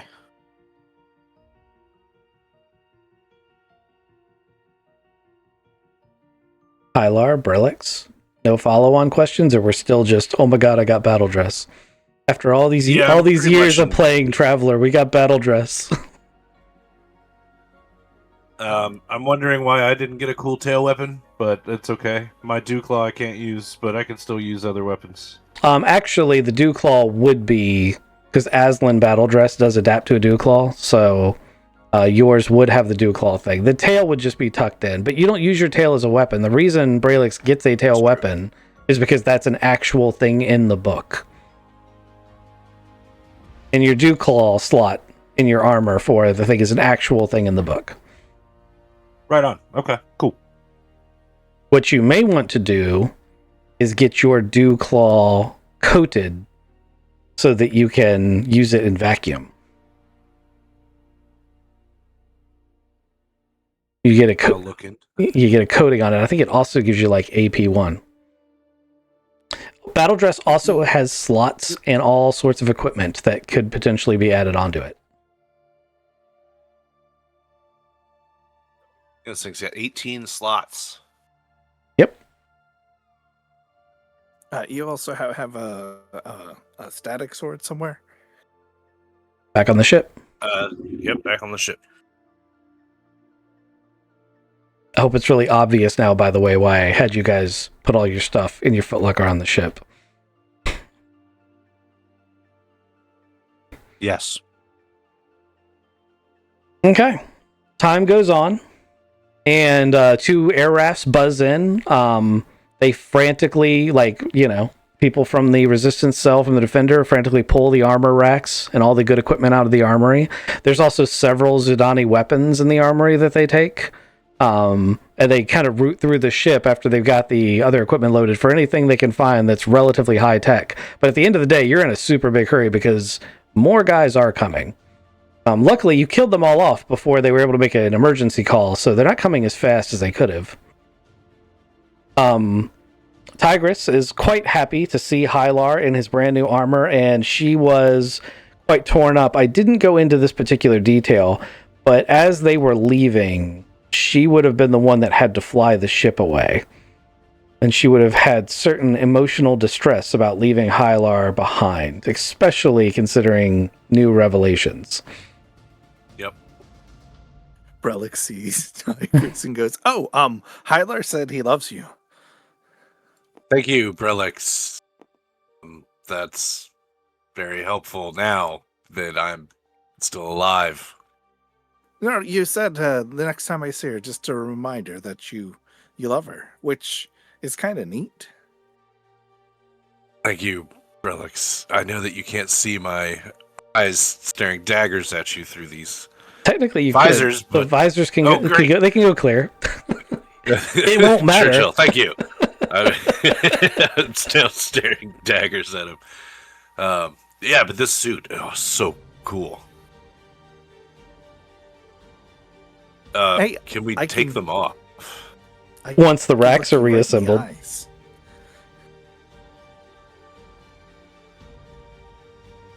So it's actually a good What? it's actually a good question that Ghost just asked. To take them off properly, you need both assistance from a technician and the armor rack. You can put them on in an emergency the way you just did, and the automated rack will put them on. But taking them off requires assistance unless you eject from them. If you eject from them, they basically shed their parts like the Iron Man suit in Iron Man 3, and they will have to be reassembled by a technician. It basically breaks them to eject from the suit. Okay. So What's the time limit on that for, basically putting it on or taking it off? it depends on the technician and a number of other factors. It's not a set time. A general non-combat situation. So you just put one on in 12 seconds, or I should say Hylar and Marcus did. And that is a combat install where it bypassed all the safeties, and technically, had things rolled poorly, it could have just taken your arm off. For cinematic reasons, I didn't make that possible this very first time out. But it's something you should know could happen by doing that. It's the kind of thing that the technicians would currently be explaining to Hylar as he's like, "Hey man, I gotta pee." Yeah. And it's generally like 1d6 minutes for a fast install, 1d6 10 minutes for a standard. So it takes time to take it on and off. With that said, these are TL-14 pieces of battle dress. This is about the most advanced suit of battle dress you'd ever seen or conceived of. Even on this world, this thing's extremely advanced. We can do some really good stuff with these. Yeah. I think I'm going to paint mine. It is. What do you think, You Brelix? You going to paint Paint yours? a red tie to yours. Yeah. I painting. I don't know if that's. Oh, but we could paint it like for the stealth effects. That'd be pretty tactically helpful if we're fighting in the snow a lot. It's worth All remembering, gentlemen, Churchill says, that you are part of a unit and that these pieces of battle dress belong to the unit. They are not your personal property. Oh, it's like a company truck. Okay, I get it now. Sounds like a lease to me. I'm still going to paint mine. Metagame. It is worth remembering that I did tell you guys that this time the rules will be slightly different because you guys will be part of a unit.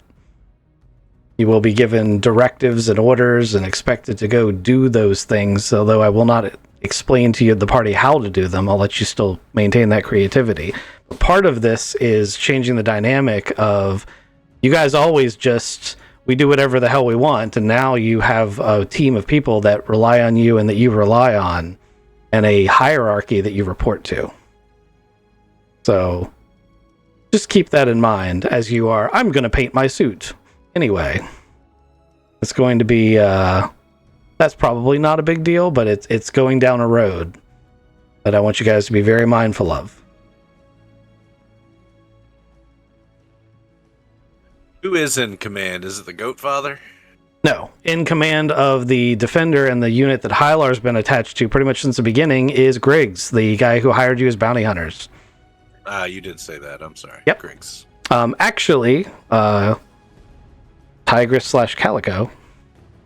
I had her go and buy her stripper name as part of the unit as a way of obscuring her family connections in case there was retaliation to the family. Going more into the backstory I gave her, she's actually like the third in command of the whole unit. So she's actually very motivated. Yeah, she's very motivated, and she's risen through the ranks relatively quickly. So she's actually technically higher on the food chain than Hylar is. That's great. Good for her. Well, gentlemen, that's a good stopping place. We're 10 minutes earlier than midnight.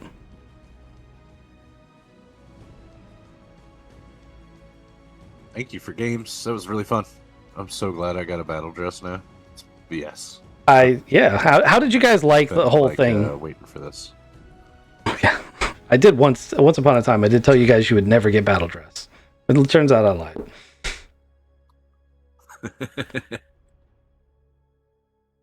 But It was really good. Yeah, I like the whole thing. I liked getting away from the cops, but jumping on the tank. I did some risky shit this time. yeah, I was really happy you did that. I was concerned for a moment that you guys weren't going to be able to get away unless something like that happened, and I was worried that no one would do it. That was my concern, was that the party wouldn't take the leap, as it were. Right. Yeah. So Garrett, how do you like your new character? It's good. Good character. Yeah, just I was having some comms problems earlier, but anyway, my bad. So, but no, it's good. I am excited to have this battle dress. That's kind of cool. I never thought I'd have that, and no, cool. It'll be good to learn a new character. I mean, mechanically, he's almost the same as the old one. You swapped out mechanics for social skills. Like, he's very Now close. he can't drive. Now he The can't whole drive. not being able to drive thing. But he can use a computer. That'll be helpful while we're driving. This is true. It's going to be put on Marcus to get it done. He's going to have to get his skills up.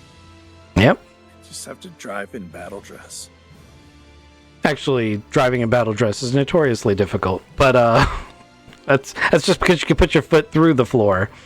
Pedal to the metal, shit. But also, I need it on like that. Add some Iron Man rockets. The standard way you'll be deployed is going to be probably being dropped off by like an air raft or something else. You still have the ornithopter, so Bralix could be your insert, or exfil if you guys wanted to take the ornithopter. But everything that was your personal gear is still your personal gear. When the Resistance sends you out on a mission, they're going to give you gear. And they expect it to be returned, but it's also not your gear, so you don't have to worry about, like, if they're going to provide transport. They're going to provide ammunition. They're going to provide weapons. They would have provided armor, but you have battle dress now, which technically they are providing because, once again, part of the unit. And when you see the cost of maintaining battle dress, you will probably be grateful for that. Especially since it's 2 tech levels above, which is a 100% increase in all prices. Also, any of your digital money is gone, but if you have physical money, you can still barter with it. Oh. I had quite a bit of money. I mean, if the world is ever restored and those accounts get restored, you might have that money again. But I wouldn't hold your breath. That's what Okay. we're fighting for, Hylar, is to get your money back. It was yours. Now, Bralix is going to have quite a few things. Actually, so we have just a couple of minutes until midnight. We were talking about your motivation. We need to get you back a family motivation or a motivation. Because most of the Thermal Cult is dead. The Thermal Cult had a radical arm if you remember from the Rock show episode. 100%. And that is how all people thought of the Thermocult. To make matters worse, those were the the core of the Thermocult tried to like distance themselves from them. So they were cast out and sent to the outskirts or beyond of the city, which means that all of the Thermocult people that are left are the ones that were the extremists. So Braylix, whenever he mentions that that's his religion, may have to deal with a certain stigma. And it might motivate him to do something about that. It might not, but it might. It's a thing worth thinking of. No, it's still a good religion, guys. Like, those were just the extremists. Like, give me like 10 and a half hours and let's go over all of the texts and we'll show how my parents, who were devoted members, were returned back to the core of the earth in a like almost miracle that never would have ever happened. Good luck with trying to convince people of that verbally. I think you're going to have to take action because, that's more fun. But yes, that's exactly what I expected. And that's exactly what I think it should be. Because, in essence, all of your story hooks got deleted. So I really like that Hylar's one just played out. Although it sounds like Ghost needs a backup character and Thodubs needs a backup character. So we may need to get together in between sessions, give you guys backup characters because it can happen. Yeah. Can I be one of Griggs's other bounty hunters? Be police? No, like a newbie cop, and then after North Rio blew up, I didn't want to be a cop anymore, so I'm going to join the bounty hunters. Except these guys are the only ones that we know now. Well, so Griggs was a bounty hunter guy. He wasn't. Oh, he wasn't the lieutenant. No, the lieutenant is he's over here, Detective Paul, and Detective Paul has his own story, but you guys haven't come across it yet. Oh. Okay. So that's the thing. But you can be, one of Detective Paul's, young and up and coming police officers that got disenfranchised, and then, maybe he decided to go be a marshal out in the waste right as things happened in North Rio. So that's why he wasn't in the city. Alternately, you could be one of Griggs' other bounty hunters. Griggs' bounty hunters tended to operate solo, and some of them were quite flamboyant. So it can be fun. Like, I had a lot of fun writing some of the other bounty hunters that you could have come across. Just a thing. Yeah, you could absolutely do that path if you wanted. It's a backup character, so like you look at, Thodubs had to use his backup character, but it took so long for something to happen to Tubbs that he actually forgot all about Garrett's story in between and had to go like reread it. So I mean, it makes perfect sense to me. I had to go look it up. Yeah, thank goodness for my notes. You guys had recommended notes, so I found his notes, which helped out a lot. So anyway, yeah, good deal. Thank you. I gotta remember to say, let me go ahead and end the stream now, everybody. Thank you for stopping by. I hope you liked the first episode of the chapter. Get back to the grind 2 weeks from now.